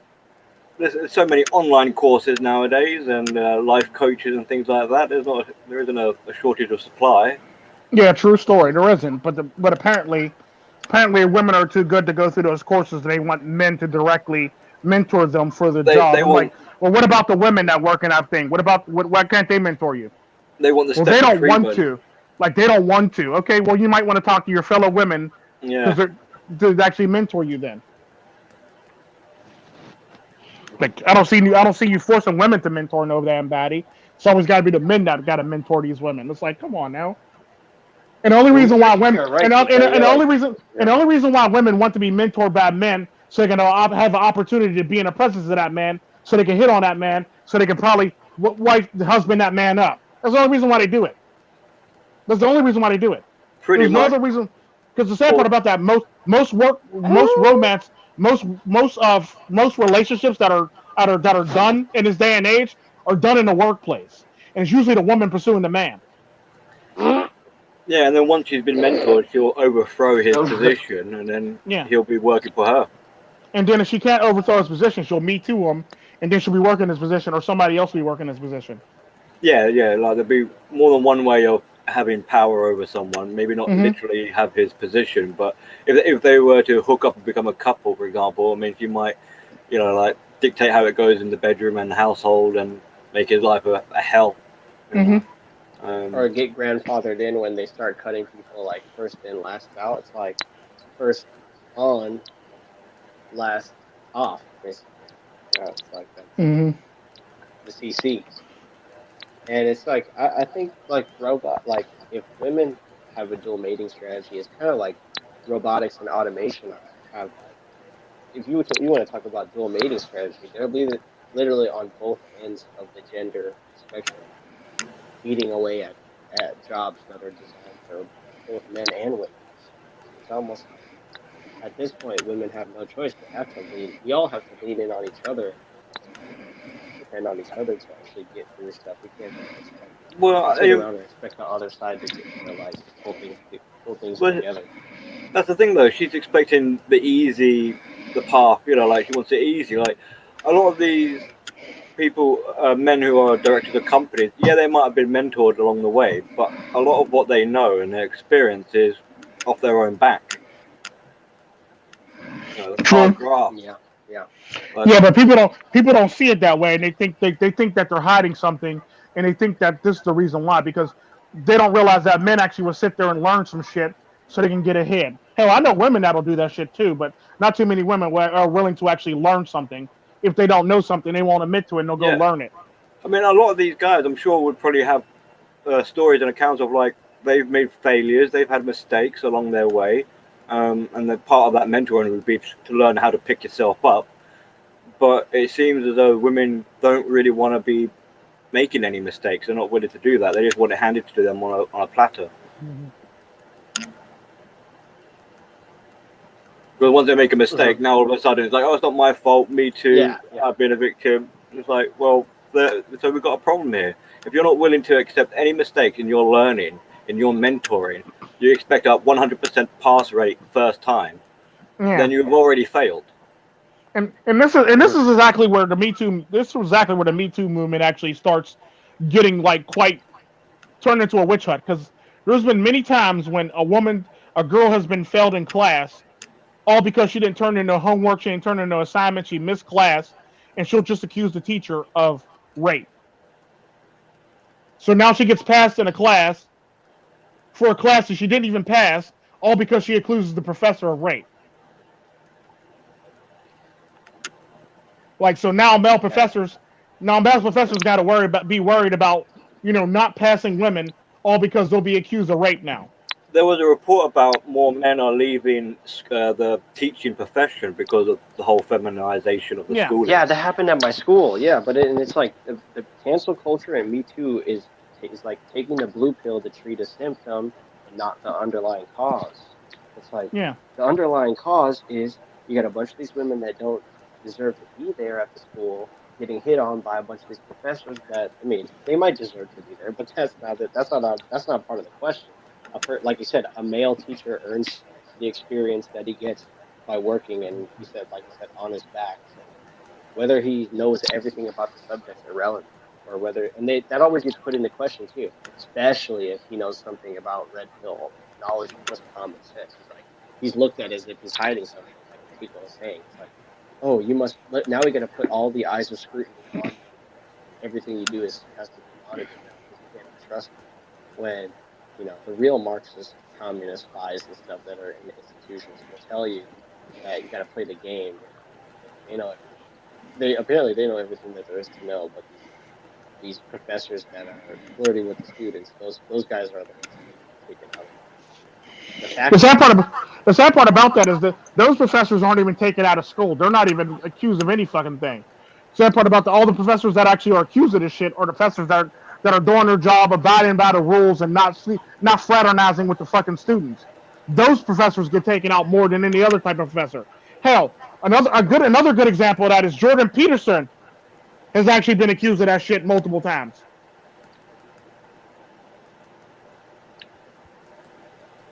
Yeah, right. Yep. Like, and it's sad. Like, that don't it's like that are accused. Yeah, it's the people that don't do anything to anybody that got to suffer the wrath of everybody. But you got professors gallivanting around with fucking students, and that's perfectly fine. And it's kind of like what we were talking about lean in, because it's like they do want to lean in, but like because they can't get at the top people, or they're not attracted to the top people of the college, they'd rather get with the students, which I guess you could say the college is indebted to, or not indebted to, in debts, like they are the indentured servants, or future indentured servants. So it's kind of like a slave morality, because they see these kids as having some sort of status by being enrolled in school, that they can literally they can cheat and get a good grade, and they don't actually have to earn it. Yeah, because the sad part about that, a lot of these women are coming out of college, they don't even pass the courses. They basically blackmail their way through a lot of these courses, and it's like, wait, what? How did you do that again? So like right now, it's probably like right now, if you're a woman, right now is the key time for you to go to college, because you can pretty much blackmail your male teachers out of passing their actual class, because you can blame them for rape or sex or anything like that, basically. Or he was hitting on you. That's another popular one. Well, he was hitting on me, and now because I didn't go with him, he failed me. Like, no, that's not how this works. But the sad part about that, they don't believe the teacher, they believe the student. Because #believer. True. And they were afraid of the parents' backlash too. Yeah, no. Probably rich. You have lawyers and stuff that go after them. They always go after the people whose parents they know probably won't say anything. Which goes back to like this whole indoctrination that we have in the culture. As long as your son is educated and he's got tinted skin, he's doing something right. So might as well not comment on about how any other people are doing. Hell, the sad part the sad part about that, it doesn't matter what the tint of the person's skin is, because 5 black guys got accused of raping 1 girl, all because she wanted a boy to like her. Like, think about that shit. All because one of the boys. Yeah. She went because she had a crush on a certain boy, and he wasn't paying her on mind. So she made up this false allegation that she was raped by these boys, so he can like her.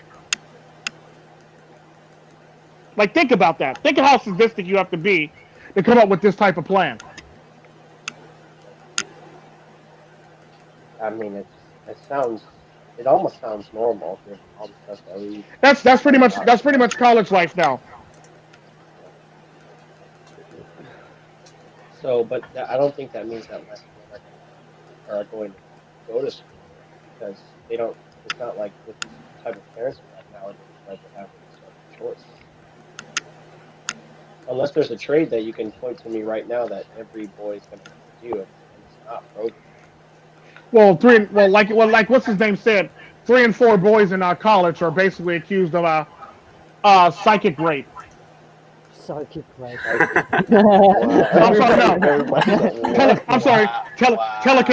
Telekinetic rape. There it goes. Telekinetic. Telekinetic penis. Yeah, like telekinetic rape or telekinetic herpes or something like that. 3 and 4 boys are accused of some shit in college. Remember the one story? Remember the one story with the one dude? Teleconolingus. Yeah, like remember the one story with the one guy who the girl had sex with him, and apparently the next day he ran right to the Title IX office, so he could beat her to the Title IX office, and she got kicked out of school and he didn't. Like, yeah, that's what you basically have to do now. You have sex with a girl, you have to race to the fucking Title IX office now, and accuse her first before she accuses you. I'll give her a good telekinetic load. Right? Right? Like, this is the society we're literally living in. If you're a man and you have sex with a woman in college, you literally have to beat her to the Title IX office. If you don't, that's your whole entire college career. Well, what is a career anyway? I mean, I get that. That's like a lot of people want to go through. Here's the thing that you don't understand about the whole entire college thing. If you're a man and you get accused of this shit, even if it's false, not only do you get kicked out of school, you don't get your money back. You still have to pay for school. So even if you didn't finish the school, you have to pay for all the shit that you would have normally had done in the first place. So now you have to pay for school. You don't get your money back, and you're still indebted to the fucking school till you pay it off. So if you're in school for your doctorates, you still got to pay off your doctorates. You don't just pay off the years that you were there. You got to pay off all the rest of the years you would have been there too.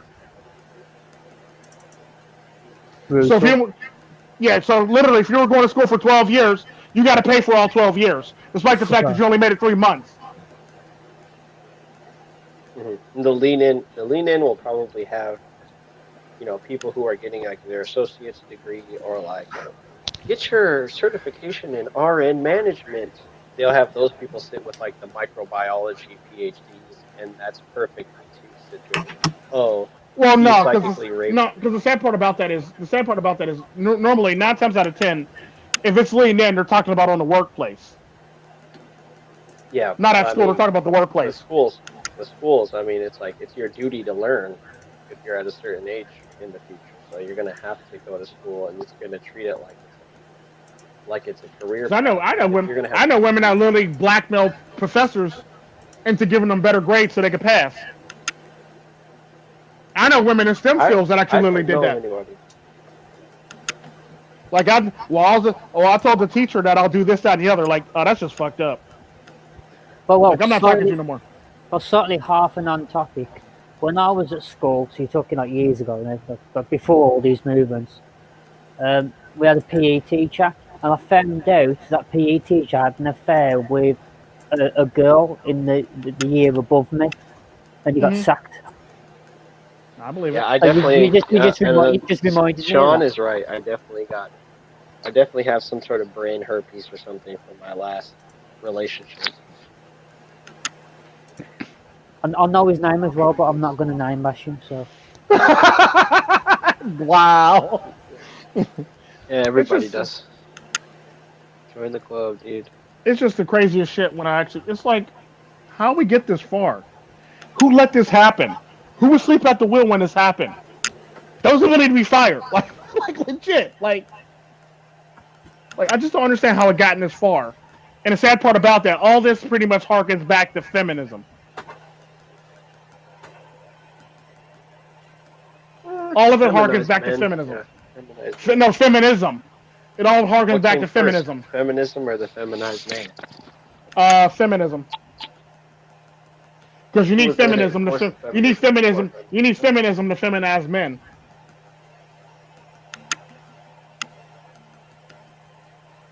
And the sad part about that is they introduce all the shit that's introduced nowadays in pop culture was introduced through rap music. Skinny boy jeans, rap music. Tico, will you fuck off, man? Every time I'm about to say something, you keep saying. I'm sorry.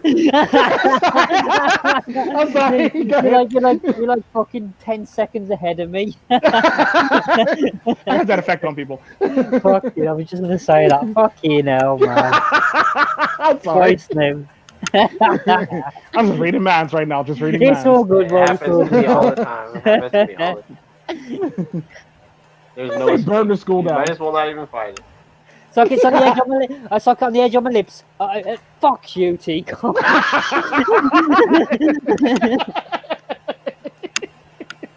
Right? Fair play, bro. Like what Sean said, it's surprising that we have anything to say, given our level of, you know, the level of oppression that actually happens, and the fact that we're able to see it. It's shocking that we have anything but sputtering to do. It's like at these topics. It's like a lot of the solutions involve speaking through your absence or not attending or not. But then how are you expected to get anything done? You know, it's like there's nothing really. There's no right way to go. Obviously, right way. Because even if you swear off the whole experience, you're depriving yourself of experiences, which is very detrimental. Especially if you don't have the experience. If you have it, it's one thing. If you don't, it's like, well, what are you gonna do? You know? Yeah, true. There's not very much you can do at that point. I usually look to Billy for solutions. Yeah, Billy. Billy, come in here. Yeah. Billy line one. Billy line one. Line two. Goat service. Goat service. I don't know if this is going to be any helpful at all, but we can see like they're pulling out whatever tricks they can, and still they struggle to get prestigious roles in career ladders. Mm-hmm. You know, so Look, and the sad part about that is like they have to go as far as to say, well, you have to employ X amount of women on your boards because if it's not, you're sexist. Like, yeah, but it doesn't matter whatever trick they're trying to pull. They're still complaining. They're still failing. It's like teachers never prosper. Yeah, literally. So, like the thing that pisses. It's doomed to fail. Yeah, true. I'm going to cut you off now. No, you're fine. You're fine. I think the thing that pisses me off the most is if I was a guy and I worked for, I don't know, Google or YouTube, and I lost about like $7 billion, my black ass would be out of fucking job. I'm just saying. Yeah, I mean, I guess it's like there's only so much you can kind of hypothesize about women or try and. Well, you're not allowed to do anything. Your hands are tied when it comes to women, so you have to kind of focus. What can a man do? Exactly. You're like nothing to do here. Yeah, so we can kind of look at Sims and Blue Pill and think, well, you know, if they want to act foolishly, they're gonna burn for that. They're gonna crash and burn, and that's gonna be on them. So if they want to have their business successful or fruitful or prosper, then the best kind of advice you can give them is sort of like, don't get involved with these movements, these accusations, these women. I know it's kind of like, well, what are you going to do? How are you going to employ a woman not knowing what she's going to be like? But that's kind of like the next step. I mean, step one would be to not fall into the traps of these policies that are coming forward now. You know, don't pander to it. True. It's up to these leaders who are running these businesses and companies. If they want to look socially acceptable and PC correct, because that's more important to them than their actual company is, and so be it. But if they value their company, they got mouths to feed and things like that, then in their own best interest, it would be like to be bloody careful with what you're doing. Yeah. And I guess more and more men are beginning to realize that, like we're seeing, like they're refusing to mentor women, they're refusing to have meetings alone with women, go on business trips with women. They'll even be like, well, fuck this, I'll leave the industry, like in case of the teachers, like, well, I'll find another job then if that's the case. Yeah. And even if it might be lower pay, just to avoid the potential problems and risks, it's self-preservation at that point. So that's kind of like the only way we could go about it. And the sad part about that is when you talk about that, nobody wanted to do that. That's where this whole entire lean in and this whole entire mentor her thing basically came into play at, because nobody wanted to even put their hands in, or nobody wanted to help any damn baddie, because they didn't want to be accused of any type of bullshit, basically. Well, which is sad. So they're gonna. I mean, you try and do that, then you're gonna be accused of like, oh, you're being unfair. You're not employing women. You're not being nice. You're being mean to me, kind of thing. And it's like, well, yeah, okay, fine. Call me what you want. Fuck you. You know? I mean, at that point, it's like, look, what do you want me to do? You want me to bend over backwards for you? And you know, in the back of them, in the woman's mind, it's kind of like, well, yes, please, I'd like that very much. But like, I don't bend, I don't flex. I'm sorry. Well, you should try it sometimes. You know. So this becomes a lesson in boundaries and being like, look, you can say what you like about me,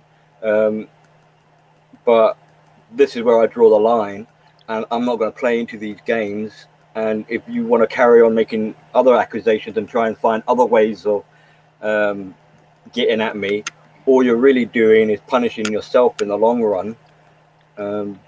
And hopefully, eventually, this kind of mental illness will die out in people, and that'll be the end of that kind of thing, you know. But it's going to take a long time for that to play out.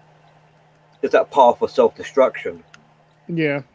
And the sad part about that, women do this quite often, but then the sad part about that, the fact that they can't take responsibility for their actions and they pass off the responsibility to other people, it's everybody else's fault why they're not progressing, despite the fact that you're the ones who actually came up with all these crazy ideas, and men just sit there and adapt to them, and they adapt accordingly, and then now you want to be upset about it. Now you're blaming men for this stuff. It's kind of like the movies.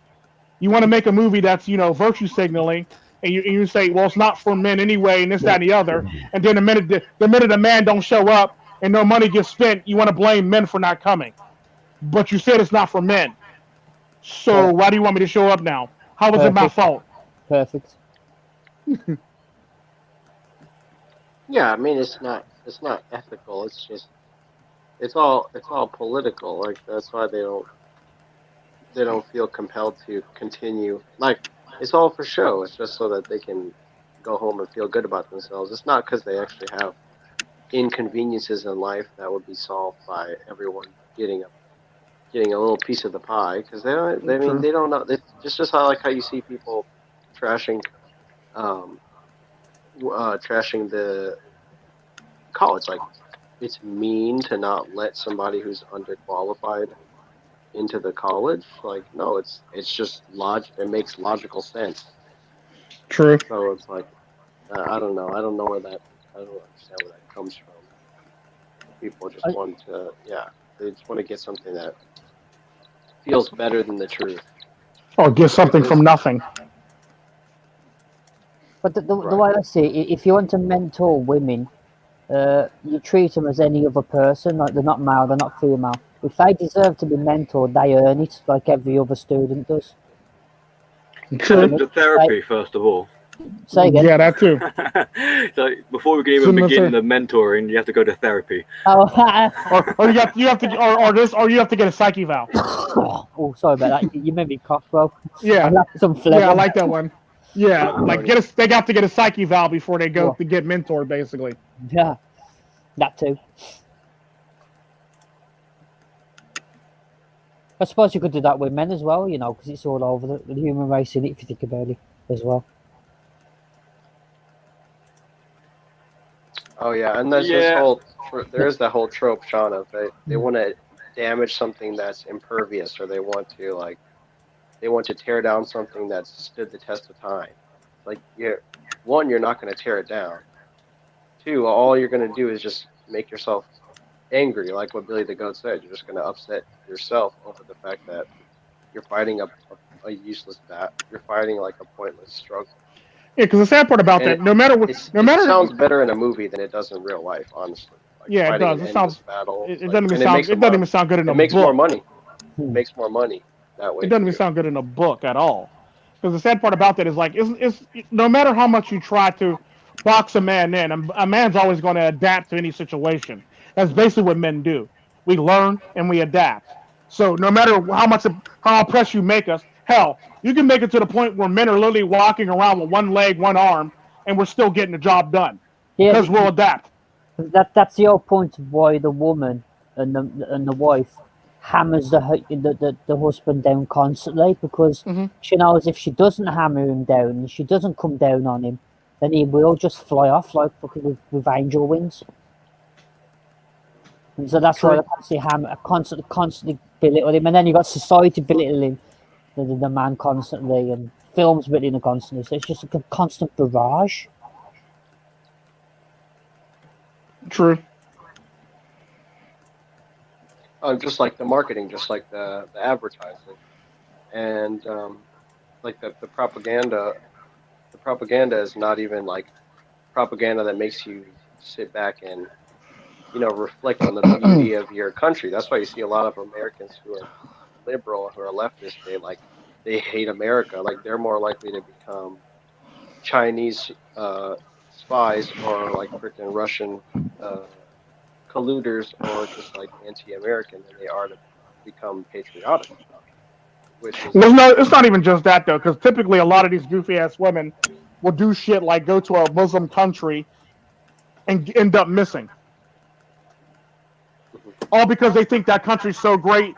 Because like they have this like they have these rose colored glasses on the whole entire world, and they think everything's great, and everybody's just over exaggerating shit. And now they're missing, and now we gotta mourn them. Like, no, we don't gotta mourn them. They were stupid. Darwinism. independence. No, Yeah, like it's like that's it's a just value that Darwinism in people general. fought for. And when you try to cap and save a hoe, you're taking away somebody's rights. Yeah, I'm not saving no damn baddie. Like if you do something stupid, I'm just gonna watch. And I'm gonna laugh. I don't care how bad it is. I don't care how gruesome it is. I'm going to laugh. Like it's a scary movie. I'm just gonna laugh at you. I don't care if you get scalped. I don't care if you get murdered. I don't care if you get maimed. I don't care if you get hit by a bus, a car, or whatever. I'm laughing. I'm really gonna laugh. I'm gonna get my 7 damn chuckles in. The famous words of Cat Williams.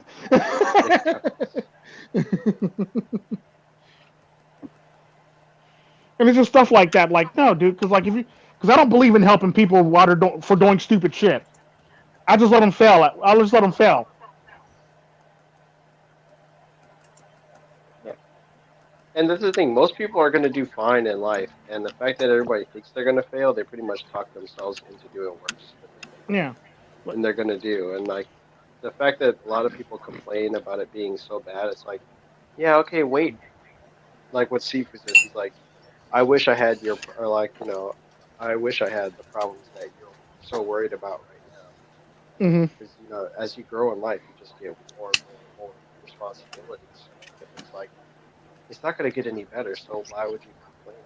It's almost yeah, like they're trying to call for help. Like, please help me, Tom Cruise. Hmm.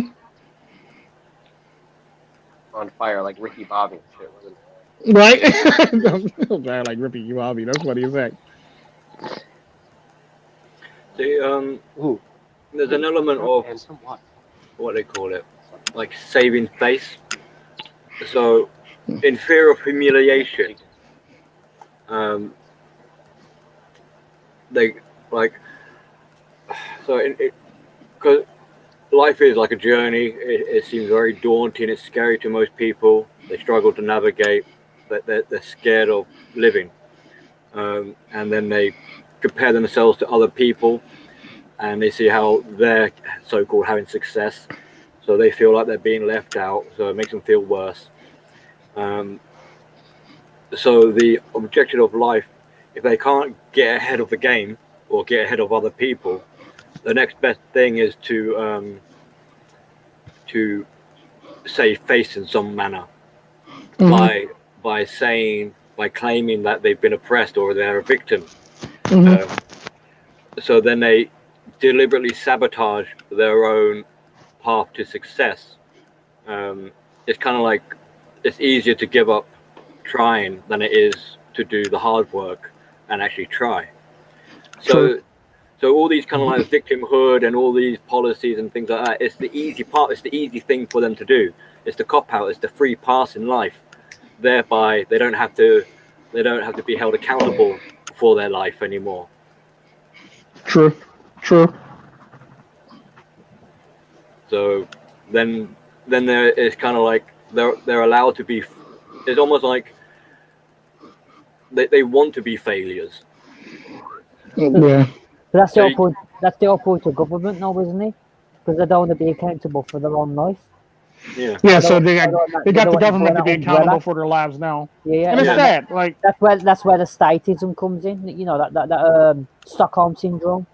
Mm-hmm. Yeah, but it becomes never enough because, like, all right, you give them the benefits, you give them grants, you give them loans, you give them a property, you give them discounts, and it'll always be something. You know, you pave the way out for them, but there'll always be something because at that point, once you've given them everything, all that would be left for them to do would be to put the work in, to do the hard work, and that is what they don't want to be doing. They still want it easy. So this is where like excuse after excuse after excuse. Like with the mentoring, like fine, okay, we can mentor the woman, but is she actually going to do anything with that afterwards, or is she going to find something else to complain about? Yeah, true. Sad part about that, a woman will always find something else to complain about because it's just what they do. Yeah, as long as there'll be other women in that woman's life, they'll always have something to complain about. It's that need for they can never be to be content with life, so they can't allow themselves to be content. There's always this deficit, this need. Like I'm going through life missing out on something. Therefore, I am deprived in some way. And then now I'm a victim because woe is me. Other people have more than me. So if they have more than me, they're doing better than me. If they're doing better than me, I must be failing. True.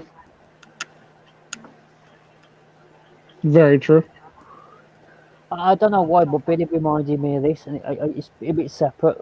So when I was growing up, this is my own personal view in the 90s, there's this thing going through, because, you know, my mum was a single mother and she was working a lot, so, you know, I used to hear the conversations and whatnot. And there was a lot of talk in the 90s about how it was accepted that women get pregnant, and so they have time off, and then they usually lose their job because it usually gets replaced. And so what's happened now is that they're moaning about it, and two, they're convincing the woman not to have children. Mm-hmm. Then you got women at the end of the damn career, at the end of their damn career life, they're at the end of their damn baby making life, talking about how they're miserable, unhappy, and where have all the good men gone? Yeah. Or it's a man desert, or it's this, or it's that, or where have all the economically attractive men went? Or, you know, the list just goes on the bullshit that they pull at the end. It's like, you done all this shit, and now you're still unhappy.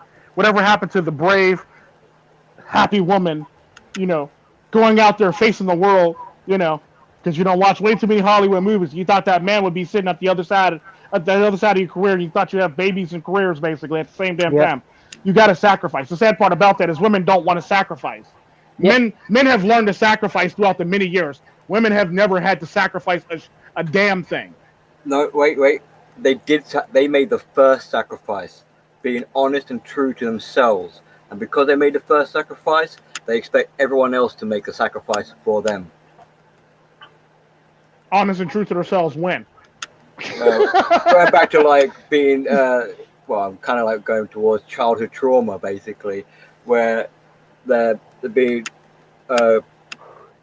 loyal to themselves, having respect for oneself, self-esteem, self-worth. So when you have low self-esteem, low self-worth, you have weak boundaries, you become impressionable. Other people are in control of your life, and they're telling you what to be. 98% of women. Anyway, 98% of women. So this is kind of easily like manipulated. They abandon the self and this is where the sacrifice part comes in, because if you abandon the self, you are now being someone who you are not. You're being inauthentic, and ingenuous. You're being a fake basically at that point. Yeah. This is what I mean by like you're not being true to yourself or being content, being happy with who you are. It all kind of ties in with each other. And the sad part about that is, if you want to get technically they're disingenuous with themselves 2 times in life. The first time when they were kids, when they became impressionable and they're not being true to themselves. Then the second time when they follow feminism. And then when they hit the wall. You know. And then when they hit the wall. And the sad part of even when even when they hit the wall, they don't even sacrifice any damn thing. Yeah, but they still think they're amazing. A lot of them have been raised by single women as well. Well, there we go, because it all starts from the amount of, like, it's like the amount of women that are in that woman's life. Like, if there's just a lot of strong male role models in that woman's life, it's like you almost start to see like, whoa, it has a serious impact. It's not to say that it prevents anything. It's not preventative. It's just most of those cases where you see there's a lot of strong male influences. There's not a lot of the bullshit either. True. But yeah, but when you get a lot of women are like in the same spot, or when you get a lot of feminized men in the same spot, it's like that's where you start to see some of the issues with society. Then you get wrapped up in this whole entire feminist thing, and then you get to your like you start being like 30 something, 35, 36, 37, 38, 39, and you still haven't had a child, and you're sitting in your house depressed, drinking, sitting alone, trying to find somebody to hang out with you or want to date you for all intents and purposes. You still haven't laxed your fucking dating habits, because now you're definitely going to be single and shit like that, because don't nobody want you, because like I said, I know the type of women I date versus the type of women that anybody else would date. Men who make more money than me ain't gonna want to date you. All those men ain't finna date you, and it's sad, but it's so true. And like, then I'll get in trouble for hate speech or being mean, but it's like, no, it's real. Like, no, if I'm not willing to date you, what makes you think somebody that got like millions and billions of dollars wants to date you? Like, come on. Especially when you're like a person my age. When you're my age, you can date somebody in their 20s. So why would I want to date somebody in their 30s? Why would I want to date somebody in their 40s? Well, look at UF now. Huh? UF now dating like 18-year-olds at what, 90 or some shit, or 70. Like, you know, like I can literally date it. Like, the sad part about that is, and here's something funny. I didn't want to bring this up. I was going to say this for another live stream. But I remember the one time I was actually I was using Park and Ride, and I was going to go visit my nieces at college. I don't know why I did it again. I didn't go to her dorm room though. But there was this one girl when I was on my way back to my car. She's about 18.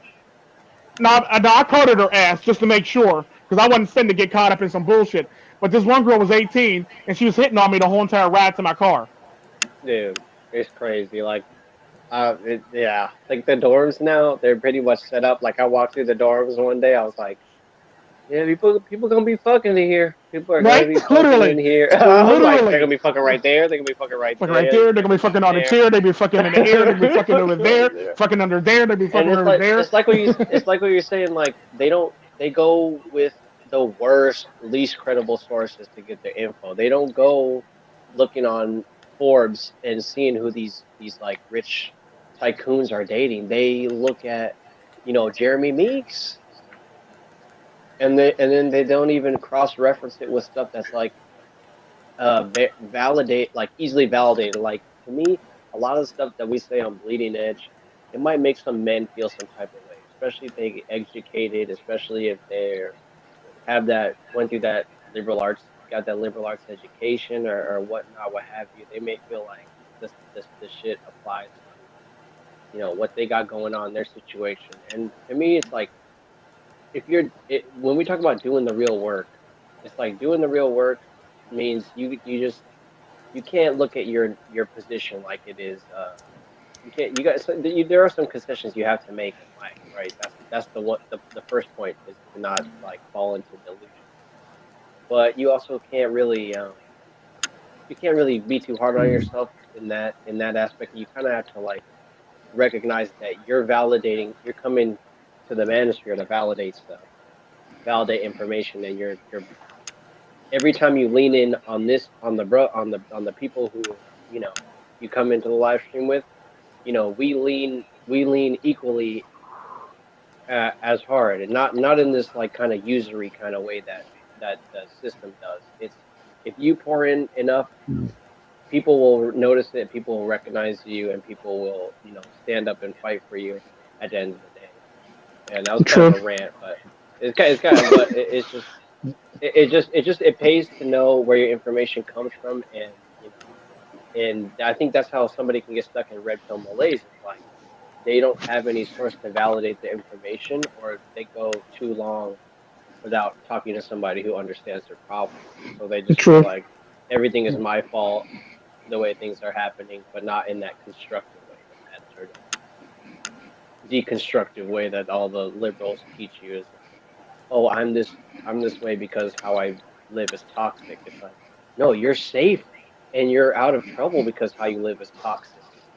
It's like if True. most people could easily ingest you, you'd be like the poison dart frog, but without the poison, you'd be just easy prey. And now that you have something that's a little bit more poisonous to your average feminist, you can actually defend yourself properly and maybe be in Turks and Caicos next time they make an accusation of you.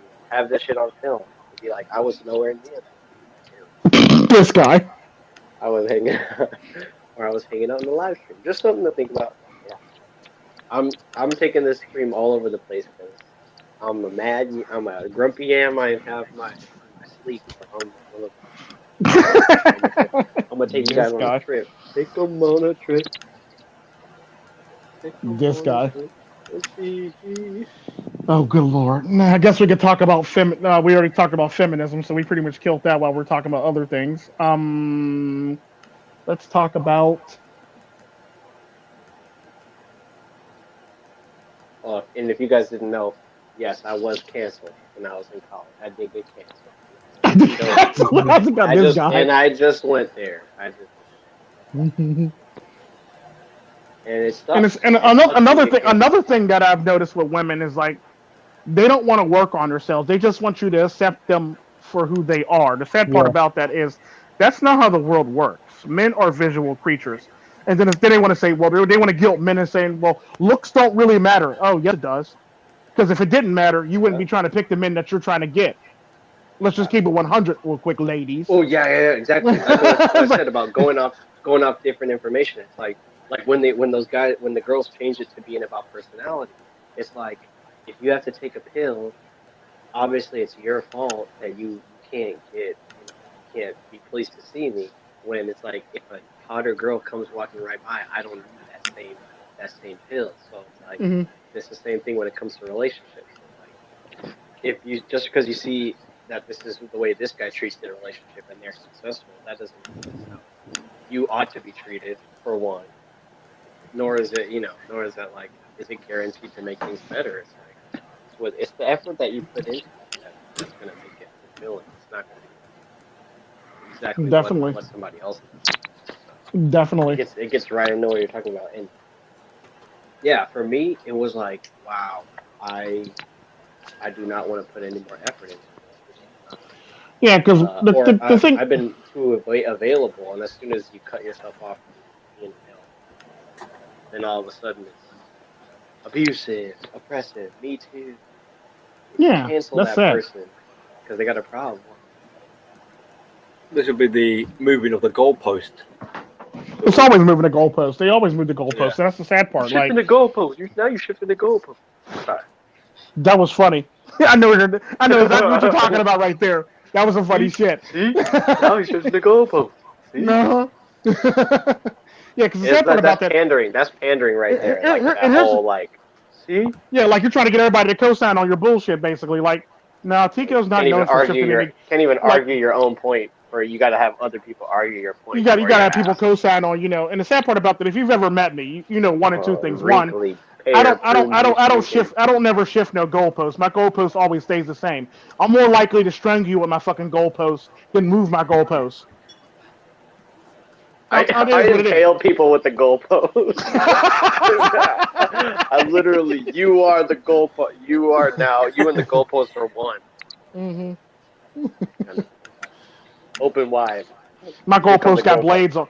My goalpost has sharp edges on it. So anytime I throw you against it, you're going to get cut. Big yellow goalpost. Mm-hmm. Yellow with blades gold on it. post. With blades on it and shit. and piss. Blades and piss.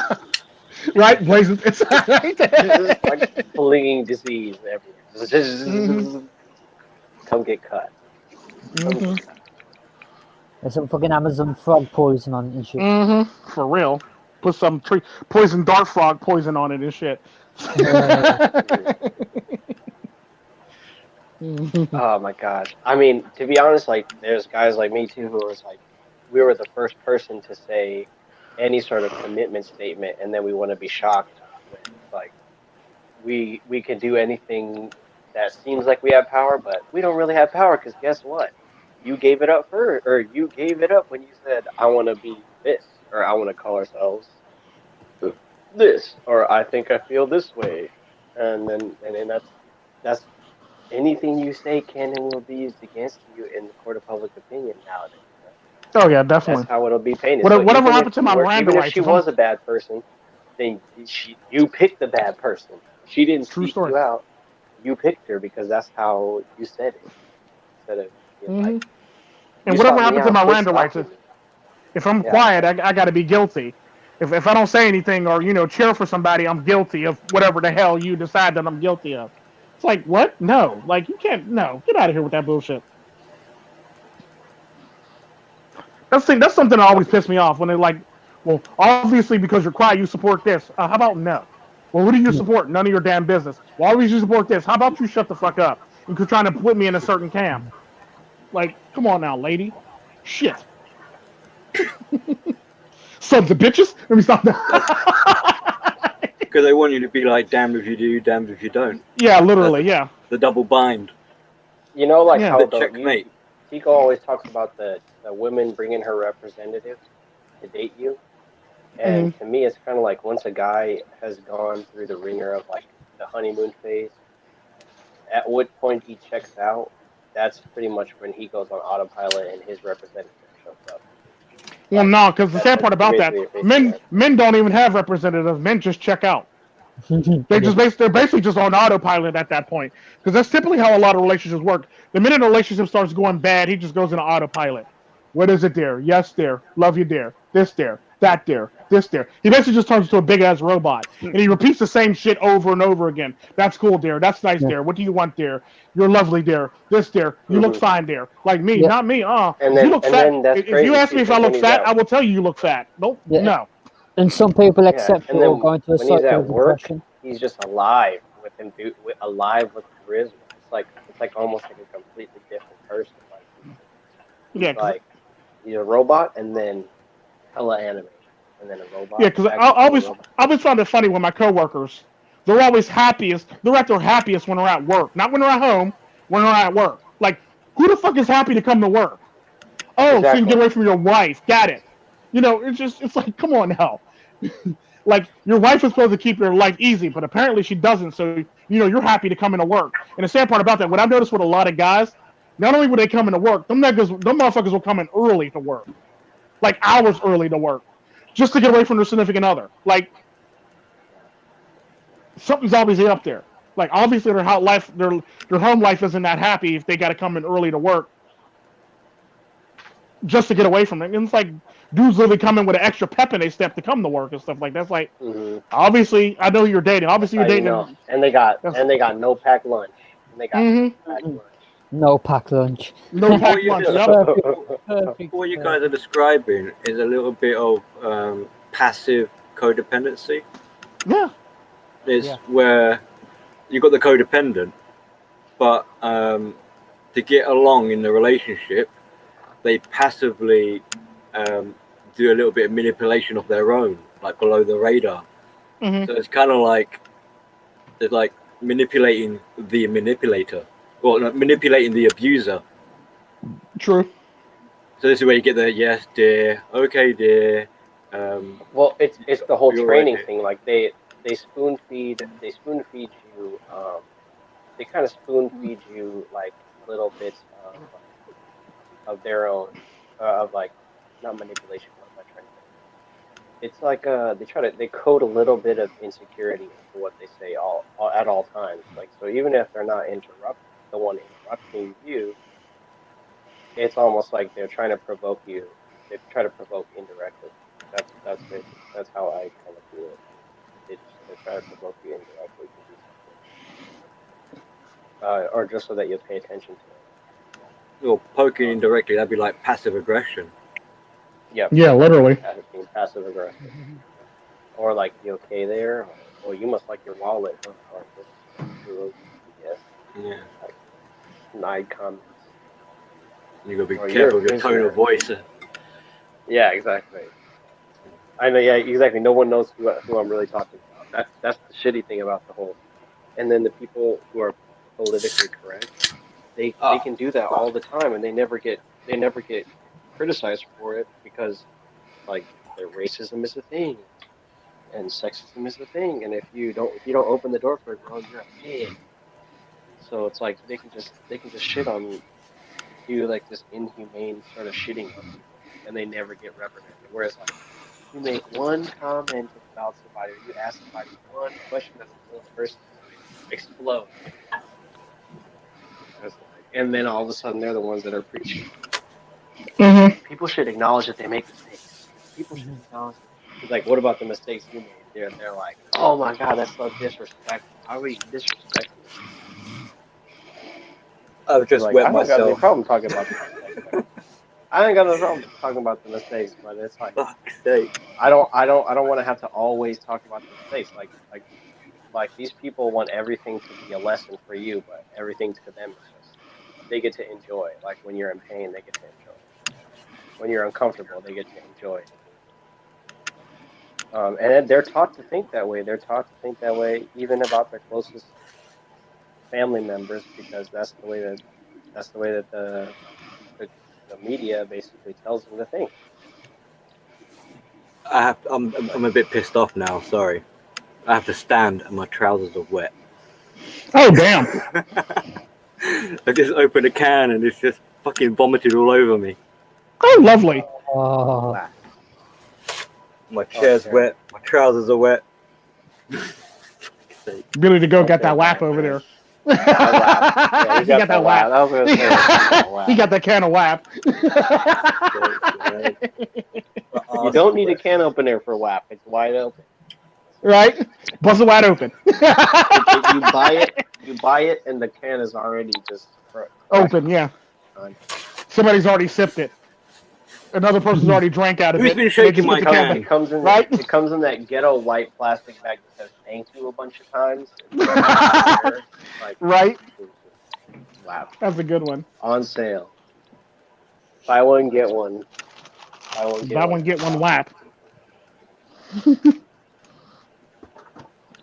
Buy one, get one mouse lamp. I'll be back. I have to go change my trousers. That's too funny. We're just covering different topics now. Nice. Continue right along. What are we at? Woman Scorn. We'll just go right into Woman Scorn because we're pretty much there. We're talking about all the stupid shit that they do. Anyone? Yeah. Oh, well.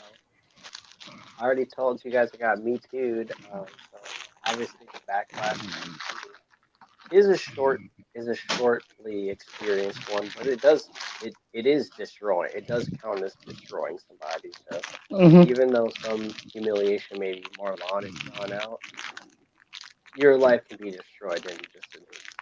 Yeah, especially if you don't have proof, or especially if you don't got the lawyers and the money to defend yourself. You can be really destroyed by Me Too. And it's like nobody ever talks about that. We just sweep it under the rug like it's some normal occurrence, basically. But I would say, think of it like this. think of it like this: if I was to come into your house and take over all your bills, and take over all your bank accounts, and take over all your shit, and you can't pay none of that shit, and I own your bank account, how would you feel? Then I was to tell you you can't discipline your children because you're doing it wrong, or you'll go to jail, or you'll be destroyed if you do so. How would you feel? Then I turn around and tell you you can't cook what you want. You got to buy this food and this food and this food because I said so, or I won't give you your finances back. How would you feel? Yeah, that's what I was talking about the progressive era. That's what they literally they take your culture away and they threaten to take away all of your quote unquote luxuries, which just make life more of a living hell because you're sitting in like, what would it be called, like just like an apathetic haze of like sugar and just entertainment, just blind entertainment. So it's like if you take away people's hard work that they have to do, they will just become depressed. Yeah, they will all become very depressed. Or better yet, the best way to think about Me Too and somebody is think of it like this. I put you on punishment. Now people are going to think, well, I'll just go to my room and play my games. I take everything out of your fucking room besides your bed. Your bed and your dresser with your clock on is the only thing that exists in there. Just your bed and dresser. Everything out of the room's gone. No nightlight, no nothing. How would you feel?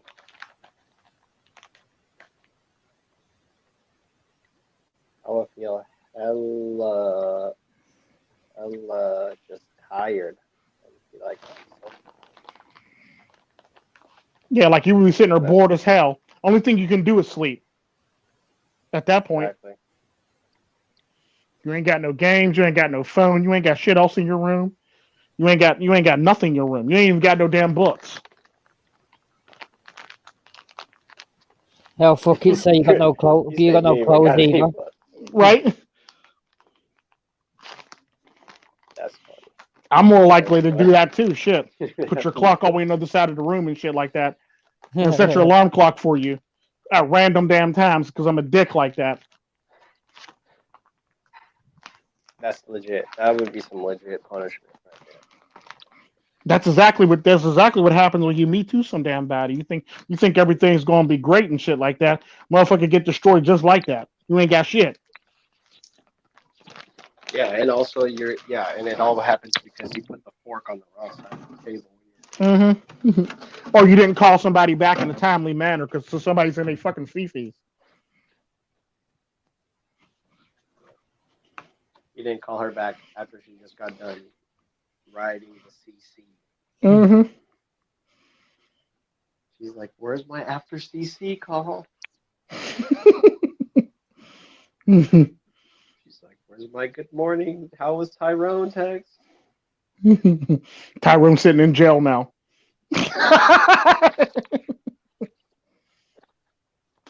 All because she didn't get a text in a timely manner. He's like, "She was too smart to date two Tyrones." Right? Too smart. Yeah, because I notice, because people are tripped anymore. They just do any damn thing, don't really think things through and hope things stick to the wall, and then get mad because everybody either adapted or the shit doesn't pan out in their favor, and they want to blame everybody else but their own damn self. The own damn people who actually caused this shit want to blame everybody else around them for causing the shit that they actually caused their fucking self. Like, think about that for a second. I can attest to that.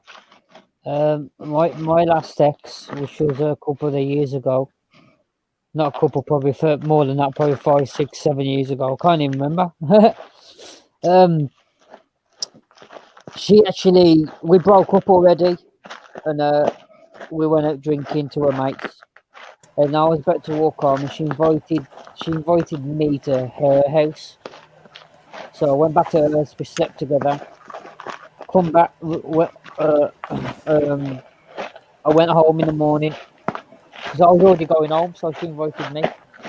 And then a couple of weeks later, I'm getting a text saying that I raped her. Mm-hmm.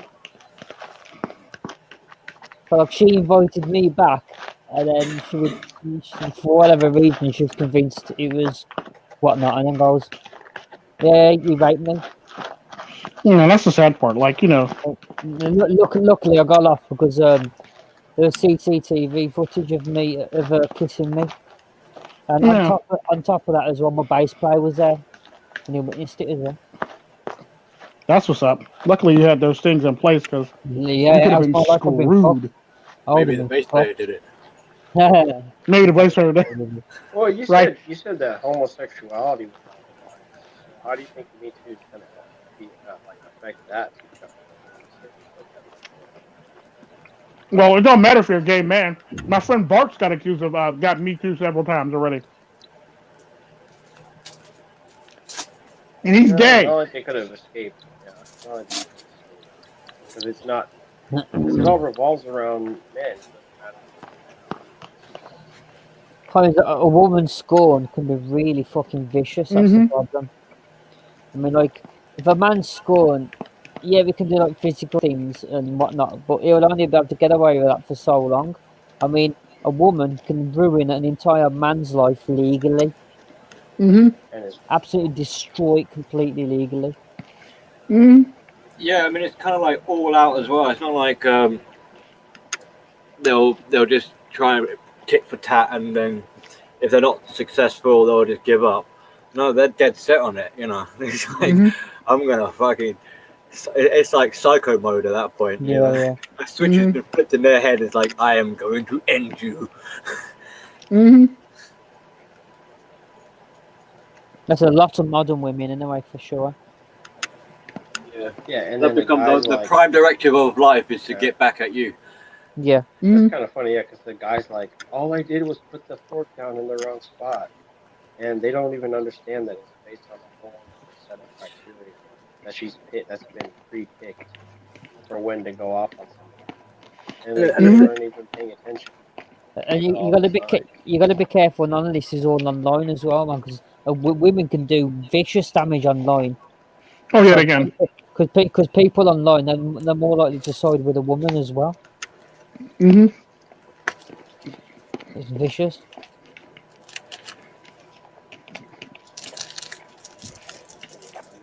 Everything you say, you should just definitely try to do double speak. True. Code everything in the light lie.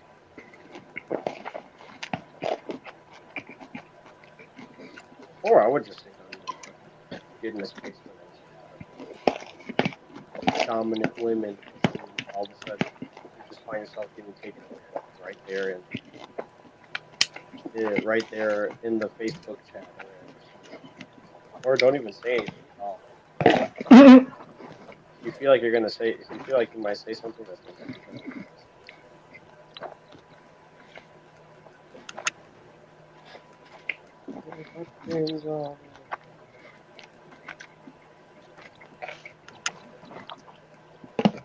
and people put a lot of traps on there too. Yeah, they do.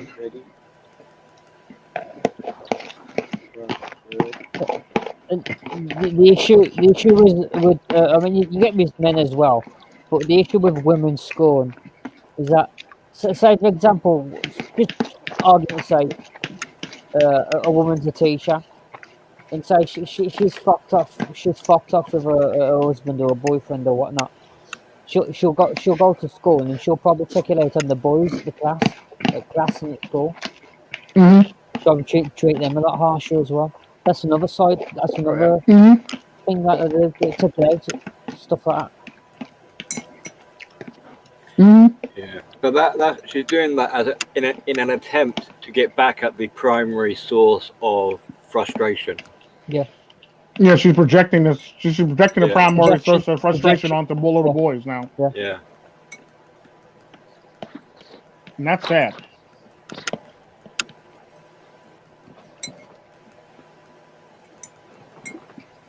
And the thing is as well, like, because they're so task focused at that point at destroying object other, they fail to self-reflect and see themselves in the context. So it could end up backfiring quite easily. Like in case with the example of the school teacher, if she's targeting all the male pupils, and someone notices, it's going to get back, and then potentially she's going to lose her job. But at that point, she doesn't really care about losing her job. They get too much short-term benefit for it to acknowledge. Yeah, she's just after that. Yeah, that short-term, quick, impulsive. I just need to get back. Yeah. And that's going to make me feel better. Well, the sad part about that is what we're leaving out about that is a lot of the times, a lot of these female teachers actually get off scot-free, or they get off with like the minimum is crime known to man for doing some shit like this. But then, like, you know, they can do like they can have like multiple counts of rape, or multiple counts of, like, you know, child porn, or, you know, corrupting a minor, and they'll get like the most minimumist time in the whole entire world. Whereas a guy could do one thing, and now he's serving time for like forever for a lesser crime than she committed. Like, matter of fact, there's a teacher right now who literally had like one student in the lookout, and she sent him nude pictures. She sent the new picture to the one student, and she's having sex with multiple students, and she only got like a couple months in jail. That's like rewarding bad behavior.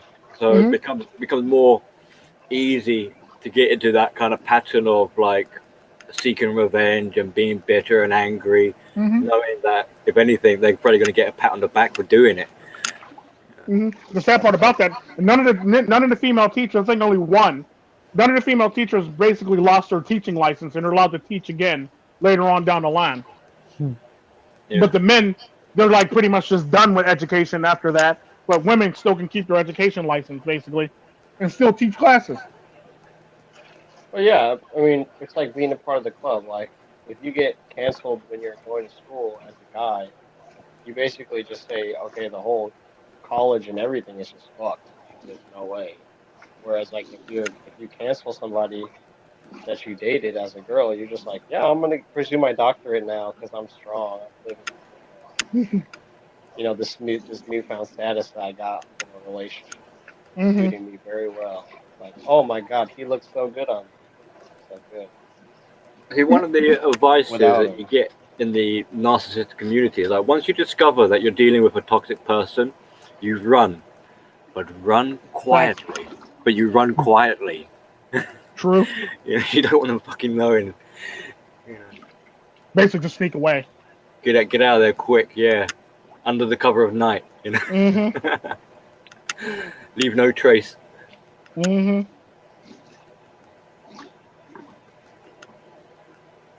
At that point, that's when it's good to be black. Just don't smile.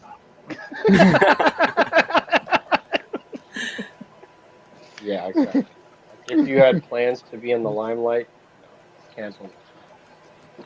Literally. That's what I had to do. I literally had to just employ myself and start all over because I was like, I can't be who I am.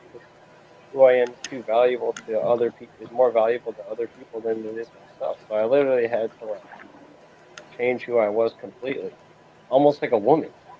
I had to become like a woman. That's pretty messed up when you've actually got to change yourself just to fit in. And the sad part about that, when it comes to relationships, you should never have to change yourself to fit in.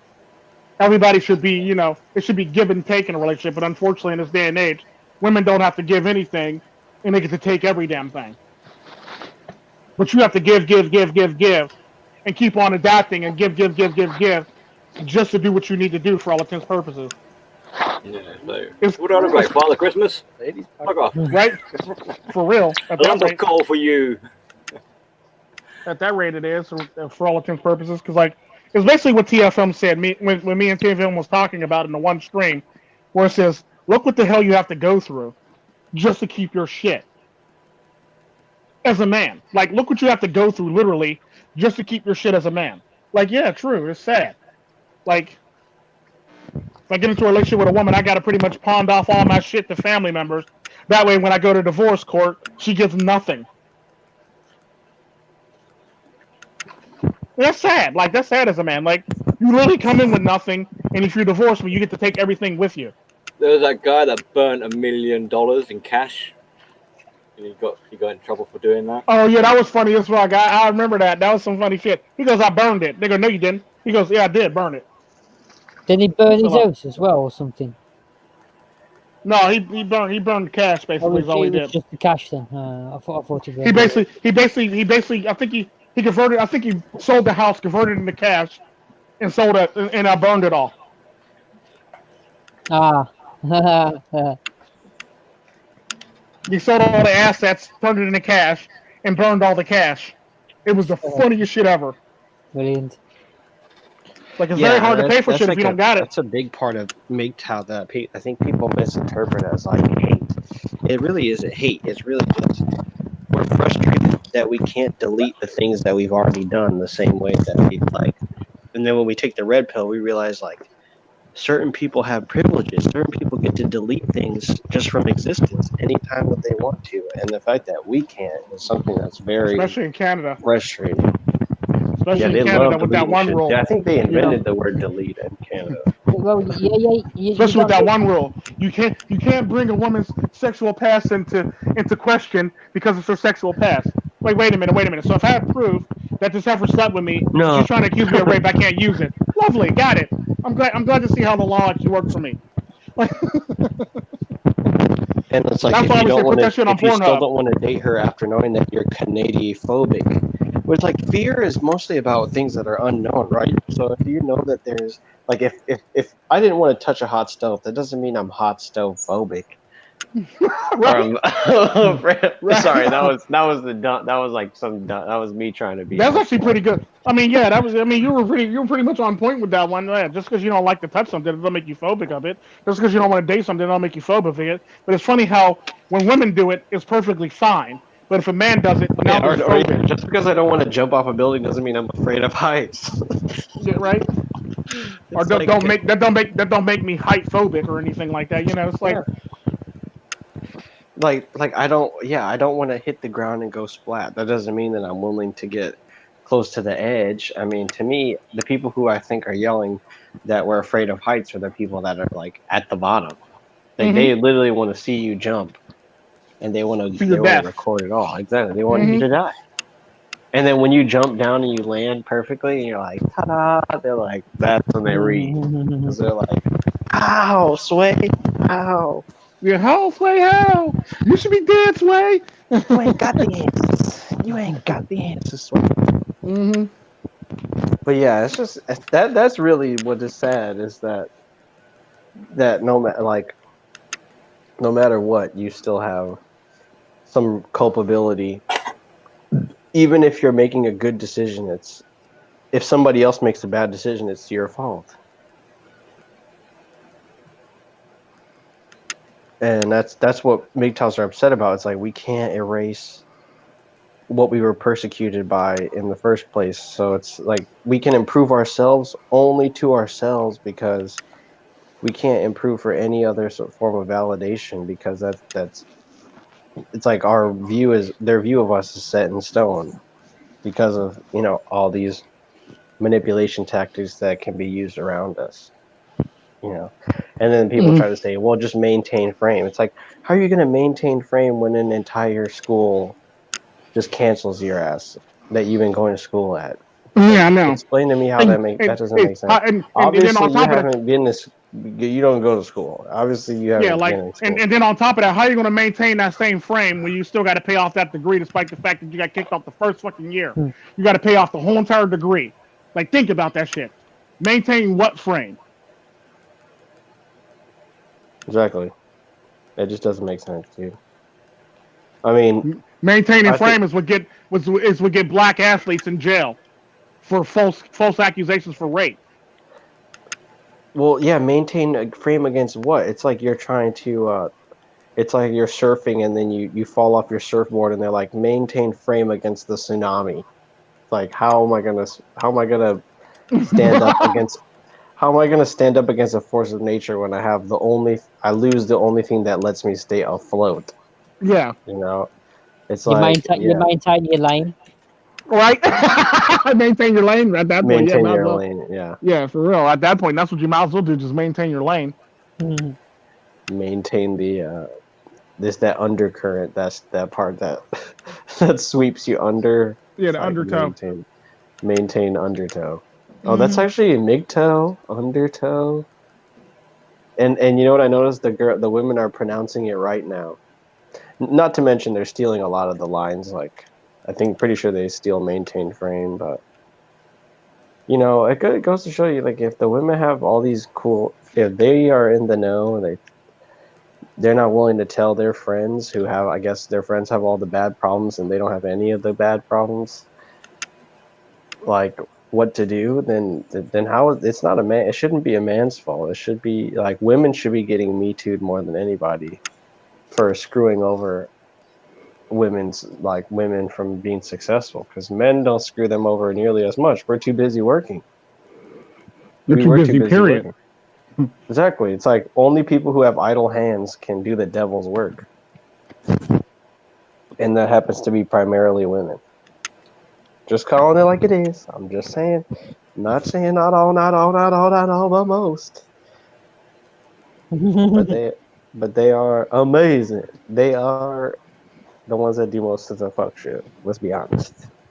And they team up. Even if they hate each other, they team up. It's just like the countries. Always talking trash behind, or in public, but behind their back, they're just best. They're conspiring against the cattle. And what was ever wrong with being cattle? Why did cattle be used pejoratively? Cattle are, like, in Indian culture, cattle are worshipped. Sacred, yeah. So it's like so much fucking fuckery, dumb shit. Lambs to the slaughter. Mm-hmm. But yeah, lambs were never worshipped. I mean, obviously you get worshipped if you wear a mask now, but at least they worship cows. Like, be proud to be a cow. Shout out to all the cows out there. Hashtag cow.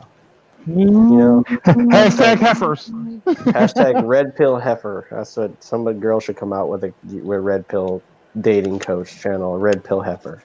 There you go. I'm creating jobs. Look at Baron Yams. Red pill heifer. Actually, Tico came up with the name, so he's more the person that's creating the jobs. What do you mean came up with the name?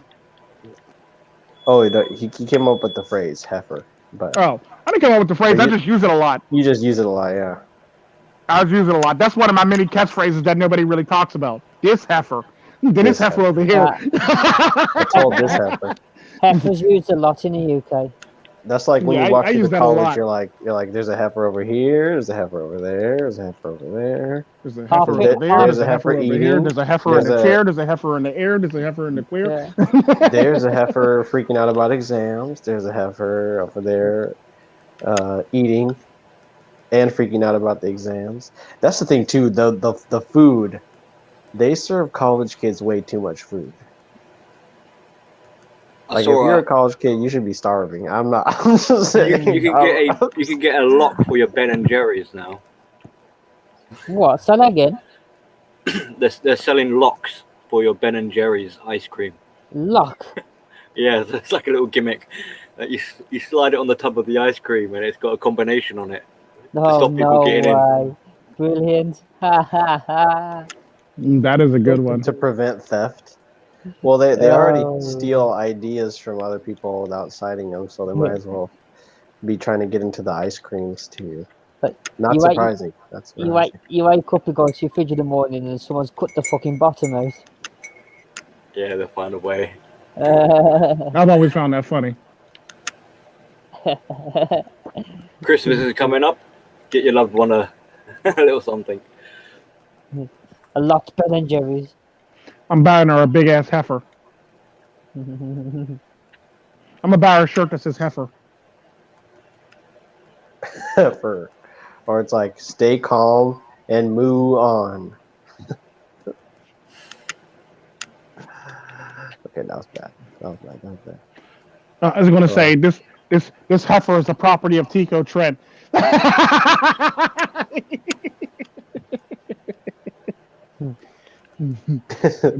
Tico Tren TM. Right? Or R restricted. Rated R. It's like powered by. Right? Copyright owned by. Right?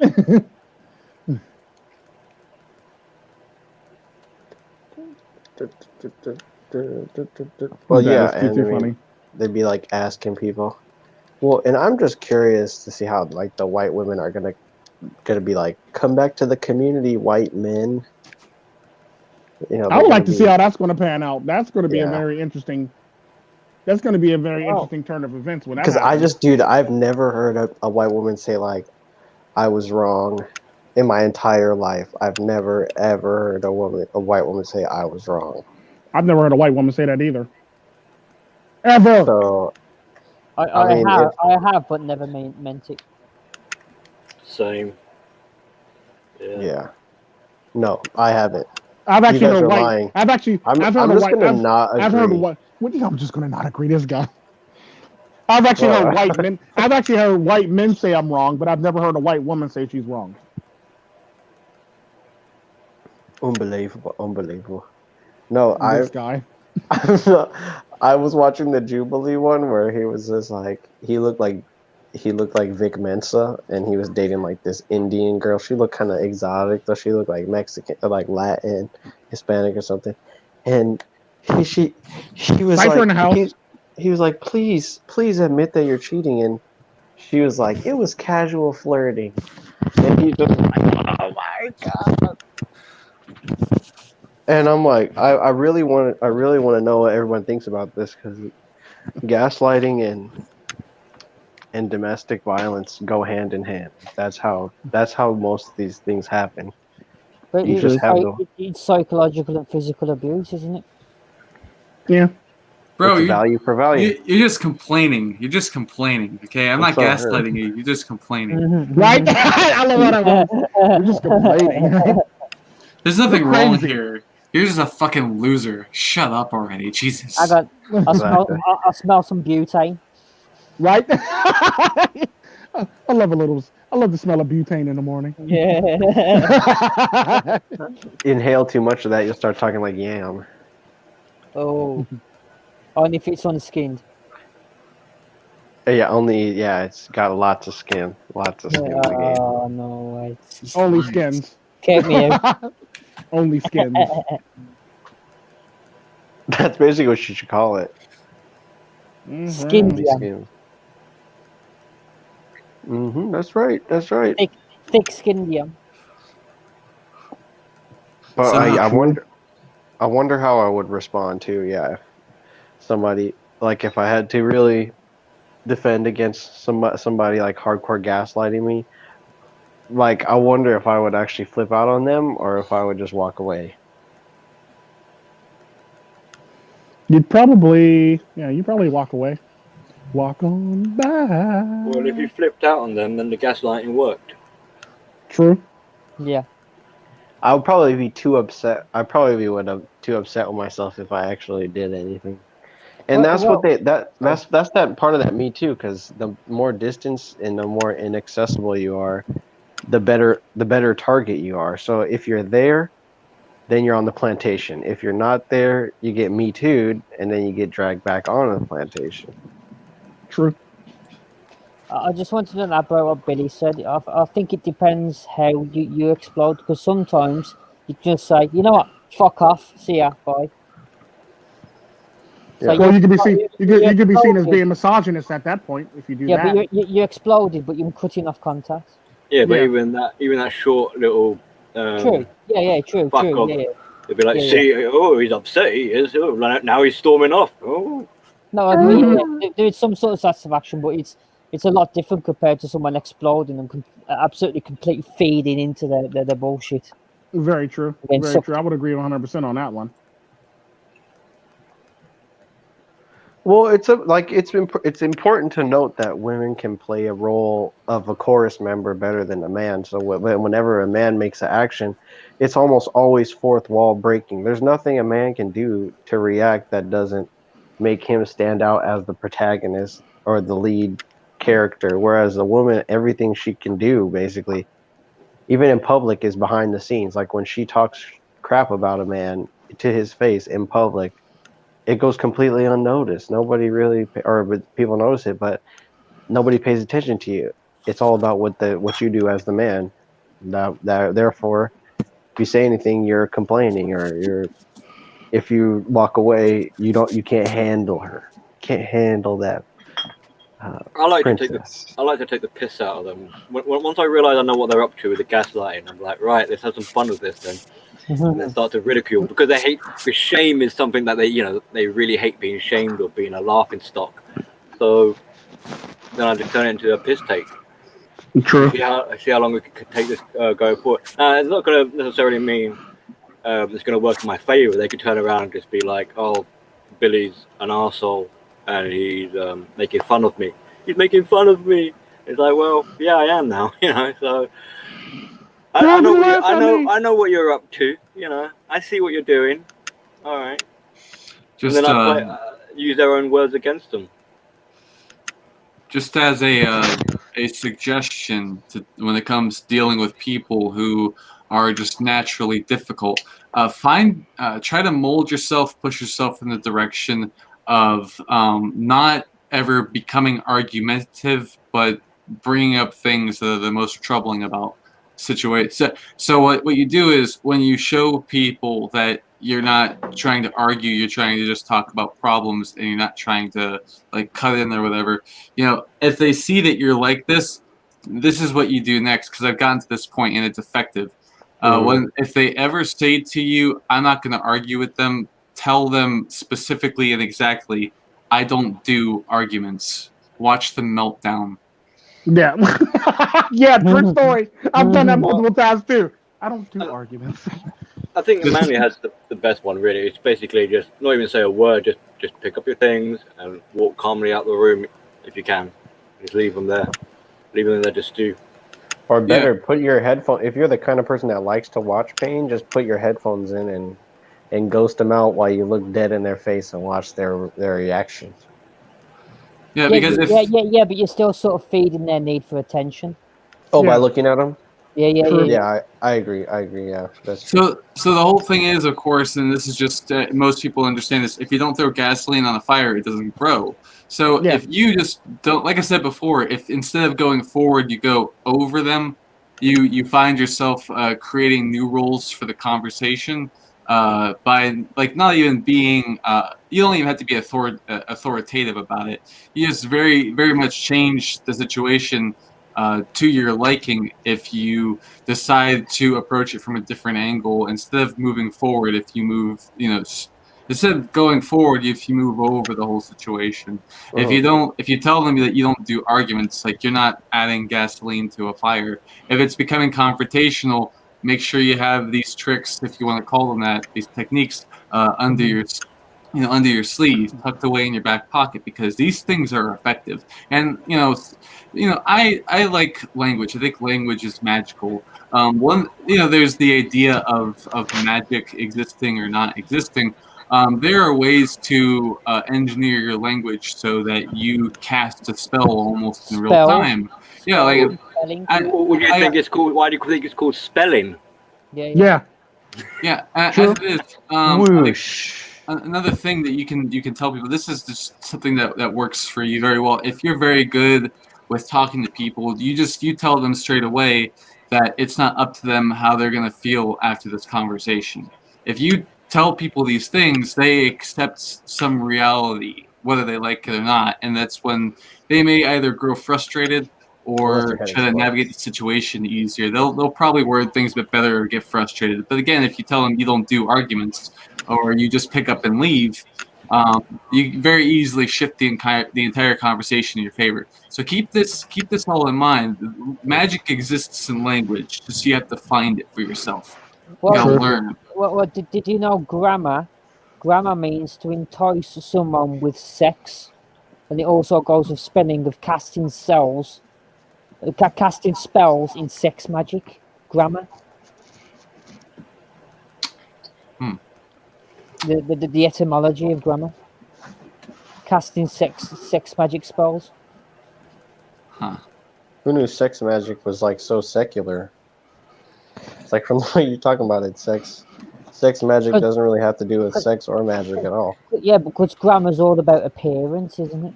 I heard the text team Prince say curse words when you're swearing because you're placing a curse upon someone. Or swear. Yeah. Yeah. A curse word. True, So very true. it's all this language Or is just hidden in being plain sight. shitty, like that as a connotation. Sorry. You know what? You want to know a good way of annoying someone when they're talking to you? Instead of looking at them dead in the eye, look at the bridge of their nose. Look at their forehead. I'd like to do that Yeah, too. look at the forehead. Look at their Yeah. It Just a confuses little them. off the look eye. at what you look at. Yeah, fucking irritate. What the fuck? I got plenty of forehead for that. So if you do that, I won't know where you're looking at all. You'll be looking at look at my forehead. Seriously, you'll be looking at the entirety of the room to my eye. If you really want to piss them off, ask them a question, but only have your avatar and don't show your face. Apparently, that pisses a lot of people off. Yeah, it does. It does. Don't show your face and have your avatar. It pisses a lot of people off. And just ask people normal questions. That always pisses people off very quickly. Run-of-the-mill questions that ask people open-ended questions that involve sharing a piece of you, and don't show your face. That will get people so triggered. It's not even a joke. Do you take it up the ass? Not a joke. Hell, a lot of them would. Hell, I would. What? Someone was just asking about taking it in the ass. Who was saying that? What? Wait a minute. Something about taking it in the ass. No, for real. Someone just asked. I'm confused. Why would you? What's the question? Wait a minute. What? What just happened? There is no question. It's just a statement. Wait a minute. How did this go this far? Jump in or don't. Yeah, but the irony to it is like this whole entire thing with the feminism and how people just act and don't want to be adults anymore. They just want to be just big ass children. I ain't gonna say who because I don't feel like being thumped by Mama Susan.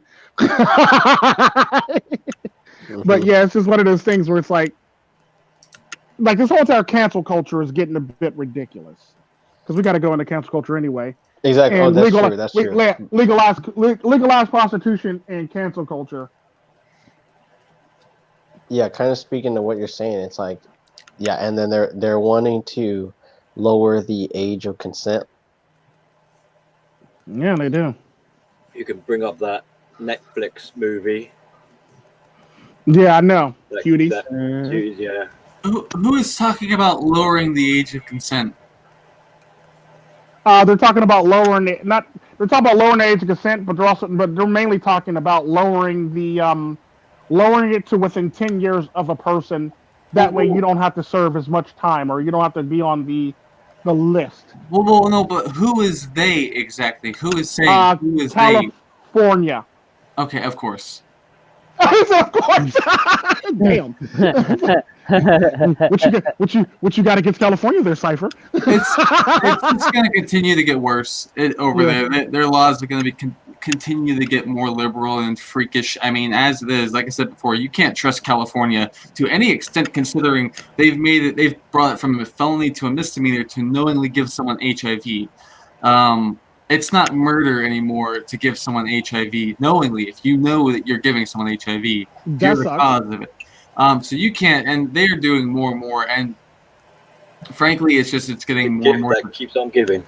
It's depraved. It's getting to be depraved over there. And I've also heard that there's a shit ton of women who have HIV in California. Yeah, the fuck California. Tico, didn't you say that there's a mutated form of it now that it can't be? There's a second strand that the cocktail can't do anything for, so it basically just progresses in your body until they come up with a new cocktail for it. Like none of the cocktail medicine basically makes it so, like it's so strong that the cocktail doesn't work on it no more. So therefore, you'll progress from HIV to AIDS virus basically, and it sucks. Just like there's a second strand of herpes. I mean, not herpes. I mean, syphilis, gonorrhea, and chlamydia that can't be cured by medicine. on a market. That's how savage. That's how bad it's gotten so far. Oh, okay. Sorry. Yeah, there's a second strand of syphilis, herpes, and gonorrhea that can't be cured by any other medicine. And the fact that on top of it all, it looks like the bubonic plague is reemerging in some form or another after having been gone for hundreds of years. California is really making a great case why the states don't deserve their own rights and freedom from the government. They're making a really strong case for that, and it's frankly disgusting. I agree. Yeah, they had cases of the bubonic plague in China. I kind of feel like they can, like, states can have some rights, but you can't. Big government, a large state should not have as many responsibilities. Like, you can see the scatterbrained policy making. It's like 1 minute it's about abortion, the next minute it's about pedophilia, the next minute it's about HIV, the next minute it's about this, and it's like they're always waiting for the next law or the next like proposal to pass, and meanwhile the conservatives work on like it seems like it's like reduced down to like what is it called when they only vote based on a policy. Like, that's pretty much what the conservatives are basically like straw manned into doing, because the other side is basically like, oh, and yes, we got all drugs are decriminalized now, and oh yes, like HIV is not or passing around HIV is not a felony anymore, and they just keep, it's like a win after win after win, but it's in so many different directions. It's not a win though. It's a loss. There is no winning when it's just bad. It's not a win. True. It's this is what I've been going on about for the longest time. That quite honestly, if you destabilize law and order and structure in an area, you can't even trust the ground you walk on. It's and it makes me furious because there's so many people that have a knife against their throat because lawmakers continually make the landscape more of a hell. This makes me fucking furious. Mm-hmm. Wait, we were talking about cancel culture and something else. How the hell did we get here again? I was just curious who was saying. Yeah, I know what you mean. Today. Legalizing prostitution. We're talking about legalizing prostitution. We got our way over here. Okay. That would never work. That would drive. Well, it would happen, but then it would drive Western women insane in the membrane, especially the California. Well, no. Apparently, women are actually on board for this shit now.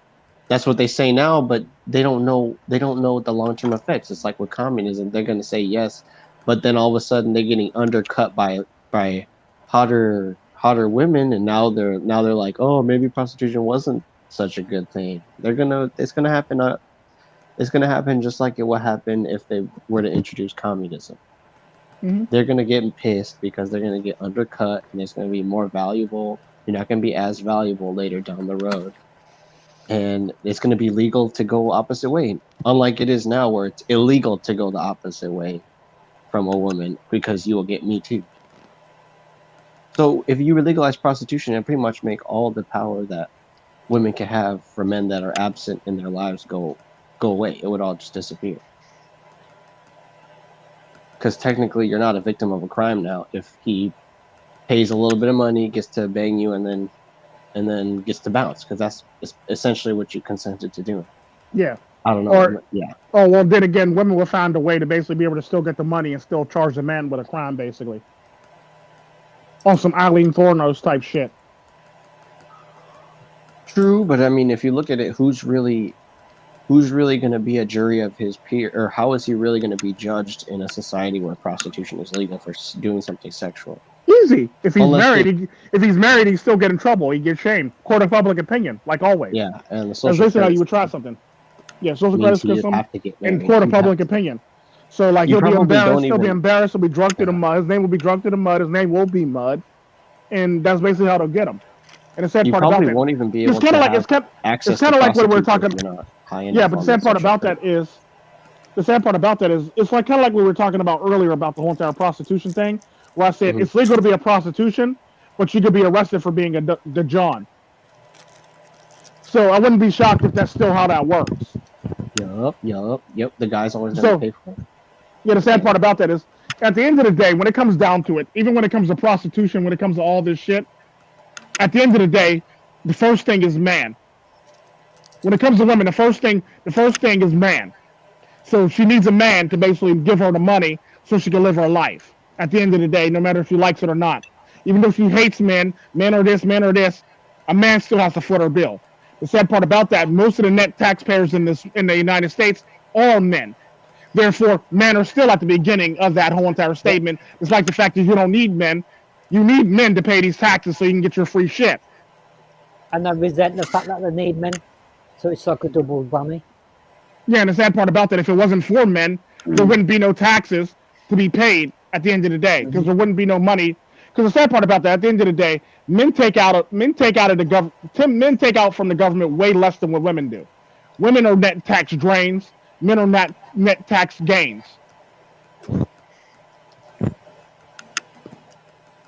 Yeah, it is what it is.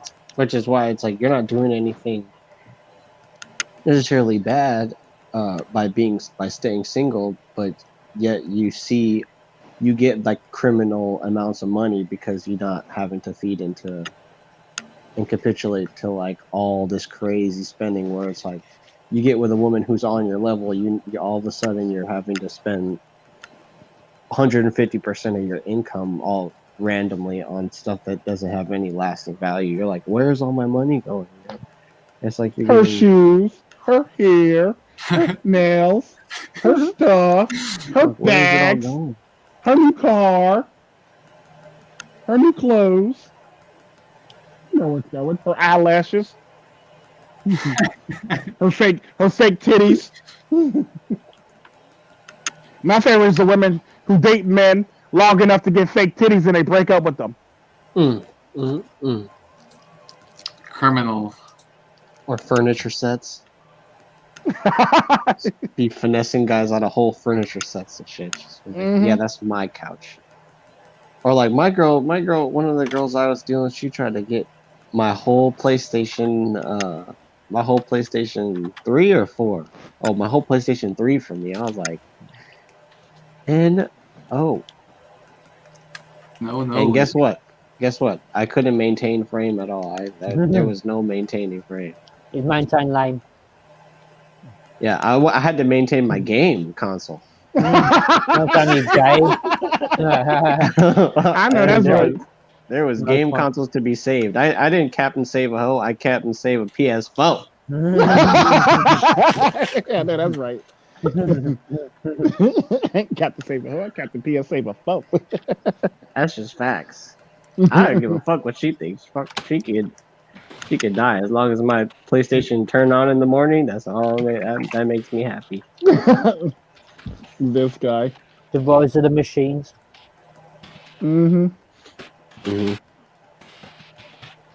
Hey, there's no dual mating strategy when you got a dual shot controller, okay? There's no dual mate. You're gonna mate nothing over here. Dual shot controller. This guy. I'm on fire tonight. I told you guys I haven't got sleep, so the jokes are gonna keep coming. You'll have to take the mantle of a manly load. Yeah, right. Psyche so. No, every guy has a breakup story, but it's like in reality, like Wind was saying, like a lot of them have been hurt, but a lot of them haven't. It's like a lot of us haven't been hurt that badly.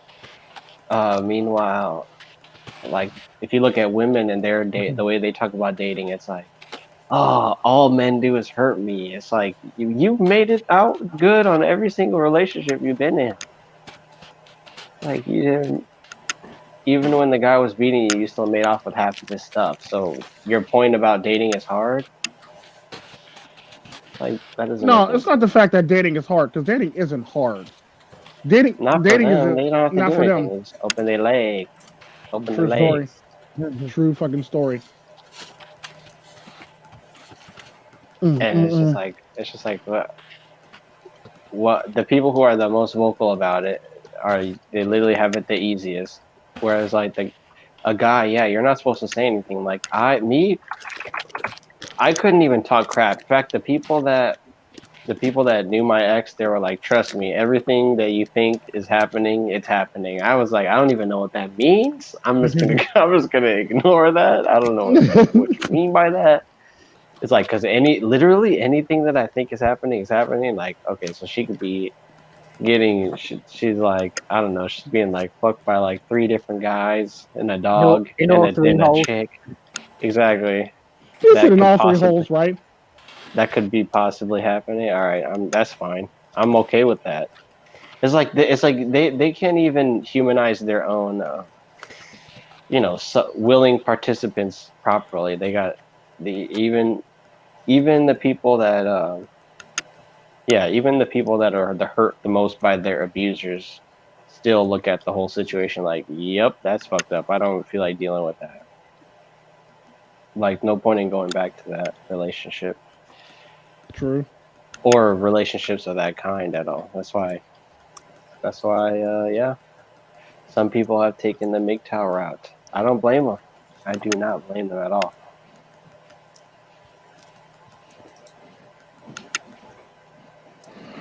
Well, you do know, MGTOW and like prepping and conspiracy theories have got a lot in common. Even though if they don't believe in MGTOW as such or know about MGTOW, they believe a lot of the same tenet. True. They're just not. They're just not in tune into how feminists has twisted society and how life has gone. But but at the end of the day, they don't really need to because they're still exposing the powers that are all causing it in the first place in a way. So. Yeah, like that's the thing. That in a battle, there's not everybody's gonna have the same role. Like you can't tell the archer he's got to go fight brick shit house, big black mamba guy over there. He's not gonna in a one-on-one fight with a toothpick, and he's got like a fucking big ass hammer with a battle axe on the end of the hammer. It's like, yeah, I'm not gonna fight that. Leave that to somebody who actually has the experience fighting those kinds of people. Or the equipment to fight it. Yeah. Exactly. Like some people are just equipped with words, and that's what we use. Other people, they got cyber hacky tools and stuff. They let everybody do what they got to do, and don't be like trashing on somebody because that's the way that they get their message across. The point is like, just did you get the message? You get the message. That's fine. If you get the message, I could die tomorrow. I do not give a fuck. I really do not care. This guy. That's literally the whole reason why I do it. I don't even check the numbers for these YouTube channels. I don't be doing that, playing that whole game like a lot of YouTubers do. I really do not care. All I care about is like, did the message go? And Tico, Tico can attest to this. When I call him, I don't talk about like, oh, how's my numbers? I'm like, did what I say make sense? And if he says I'm all good, then I just groupthink. Just don't even think. No self-reflection. No, I'm just kidding. No, I do. This guy. This guy. Wait a minute. Now you're going way too damn far. Now you're going way too damn far now. I'm just like, who else can we talk shit about? No, I'm just kidding. No, but literally, I do. I put a lot of emphasis on getting the message across, and not so much about like what are the numbers or who's subscribing to me. That's the whole point of these live streams, because we all come, or like all 4 of us or 5 of us besides this here, we all come here and we all preach the red pill and talk about other subjects from our own lens, our own perceptions. And I think I just think that was absolutely completely amazing. How we all can come up to the same conclusions pretty much, but we say things and like we elaborate on things and help each other out by all seeing it as a collective from our own lenses and our experiences. True. No, that's definitely beneficial to each individual, is to know there's somebody else out there. But Like Well, I always think about there's somebody out there who this information is useless to. Like they've already gone through all the problems, and now they're just looking at us like I can't believe these people have the gall to say this when I didn't have the courage to say it, and I had my feelings trampled, or I had my reputation destroyed, and it's like, what? Like they're thinking about it as if like, what possibly could I gain from this now that everything's already happened? It's sad when I think about that. It makes me sad when I think about that. Because there's nothing you can do. It's already what's been done has already been done. And some people like to make fun of that situation and say, "Oh, I didn't experience it." So, but me, I think that's what I lose sleep over. I think about that a lot. Like, oh, well, my dad even included, who just didn't get to experience his family or having a family for very long. I was raised by a single mother. I've always had like, I've never had no family, you know, like, put in a foster home, but I've never really had a, you know, really close knit family. Now, I was raised by a bunch of women. There was no men around. Mm-hmm. Damn, here I thought I thought you were raised by only bananas. This guy, Chiquita Banana. Chiquita Banana. The snow banana. I was a banana in a previous lifetime, and I was a good banana, so now I'm a human. I was a good banana, so now I'm a human. That's a good one. I like that. Good banana. I rise above the rest, as you can see in my picture. I know a lot of people in my personal life probably thinking like, how is he still alive? And I'm thinking like the exact same thing back. Like, how are you still alive? How is anybody still alive? It's Clown World. It's Clown World 2020. That's why.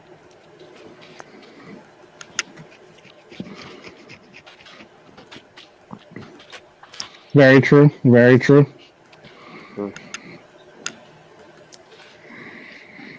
Am I talking the most? No, you're fine. Oh, okay. I was like, so gravy. And what subject we're on now? We don't have any more after that, like, because we pretty much covered every damn thing. Yeah, and I'm like, this is cancel culture. A good We covered time everything. To get some refreshments. And then... you got the San Andreas moment. Dun dun dun dun. Mission complete. Right, literally. S rank. Dun, dun, dun, dun. Mission complete. S rank. No, triple S rank. Right? Final Fantasy over there much? Not very much. Not See, very much. I'm a dweeb. I'm a dweeb. See, I know that. I know what that song was from. Okay, Garrett. Okay, you know, Garrett, Flight of Dragons. That sounded like Flight of Dragons. That was actually Final Fantasy. That's the one thing when they finish something. Da, da, da, da, da. Get it right, Tico. It's when you finish combat and you level up. Yeah, that's what I said. I'm sorry, I wasn't being more specific. As much of a weeb, I'm more. I'm more. Yeah. Of a weeb. Yeah, but I recognize the song even still, you little dick. I'm a better weeb. No. You died. Mm-hmm. Yeah. All right. Sansa Stark or Emma Watson? Go. Two British people. Go. What? What are they doing? I don't know. We're at the end of the live stream. So where did Cypher go? He peaced out on me. You love the Cypher, right? Oh, there goes Cypher. I'm trying to figure something out. I'm just trying to figure out things to do with how this whole works, how team StreamYard works. So I'm just like I'm pressing buttons and I'm trying to figure things out. So I'm not, like, where am I? Gotcha. Not getting very far. It's fun. Y'all want to end it? because we ran through all the topics, despite the fact it took us a while to get through all of them. We ran through all of them literally. Like someone wants to raise something. we didn't even went way off topic and still covered all the topics. Yeah. Peace out. This guy. Peace out. I guess that was his outro. Okay, cool. Anybody else want to go next? Hey, you guys. This is Baron Yam, aka the guy from the Goonies. That's really nasty looking. But I'll still steal your bitch, though. I'll still steal your bitch, though. And then I will reject her. And then she will Me Too me. And then I will win in court. And then I will use that money to buy her fan service on OnlyFans. And then she will blow up. And then I will blackmail her. And then it just never ends. It just will keep going on, all with your girl. And so then go ahead and subscribe, like the video. This guy. If you like the content, and go check me out on my channel. Yeah, OnlyFans. That's gonna be it for today, guys. Except it's not gonna be it. Maybe. We'll see. I'm kind of tired, but we might be back on the channel in a few hours. Go ahead, whoever's next. Well, this is Amanley Load. I've been picked off straight off the plantation, so if you like what I hear, subscribe to my channel. Thank you, Tico. Thank you for everyone in the chat. Shinobi One, Midtown the Wind, and all the others I can't remember. Sean, Threads, Corey, BillyTheGoat. No, sweetheart. Thank you for giving me shit ton of laughs with your little icon. That was funny. Oh no, when I first logged on and seen your icon, I had to admit myself, I was pissing myself. That was funny as hell. Yeah. Baron Yam, always awesome to chat with you. Tico, thank you, always awesome. And it's always a pleasure. Thank you, the man it's react. This is the weird ass truth of vegan twat. Over and out. There's Amanley. See ya.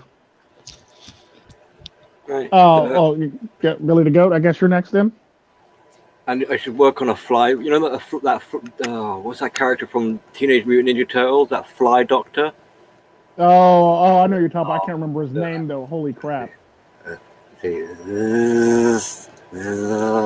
Thank you, Tico. Oh, good Lord, this guy. Thank you, Baron Jams. Amanley, Cypher. Outro. This guy. That was pretty legit outro. Oh yeah, I forgot to say don't miss your exit. Sorry, I forgot that. That's my new thing. God, this guy. I forgot my new thing. I can't forget that new thing. We'll see you in about an hour and a half for Baron and Sadis and Wendy Baron and Sadis. Be blessed, be good to yourselves, always treat yourselves like milk, do nothing to spoil yourselves, and always try to be a better version of yourselves. We out. Adios, my niggas.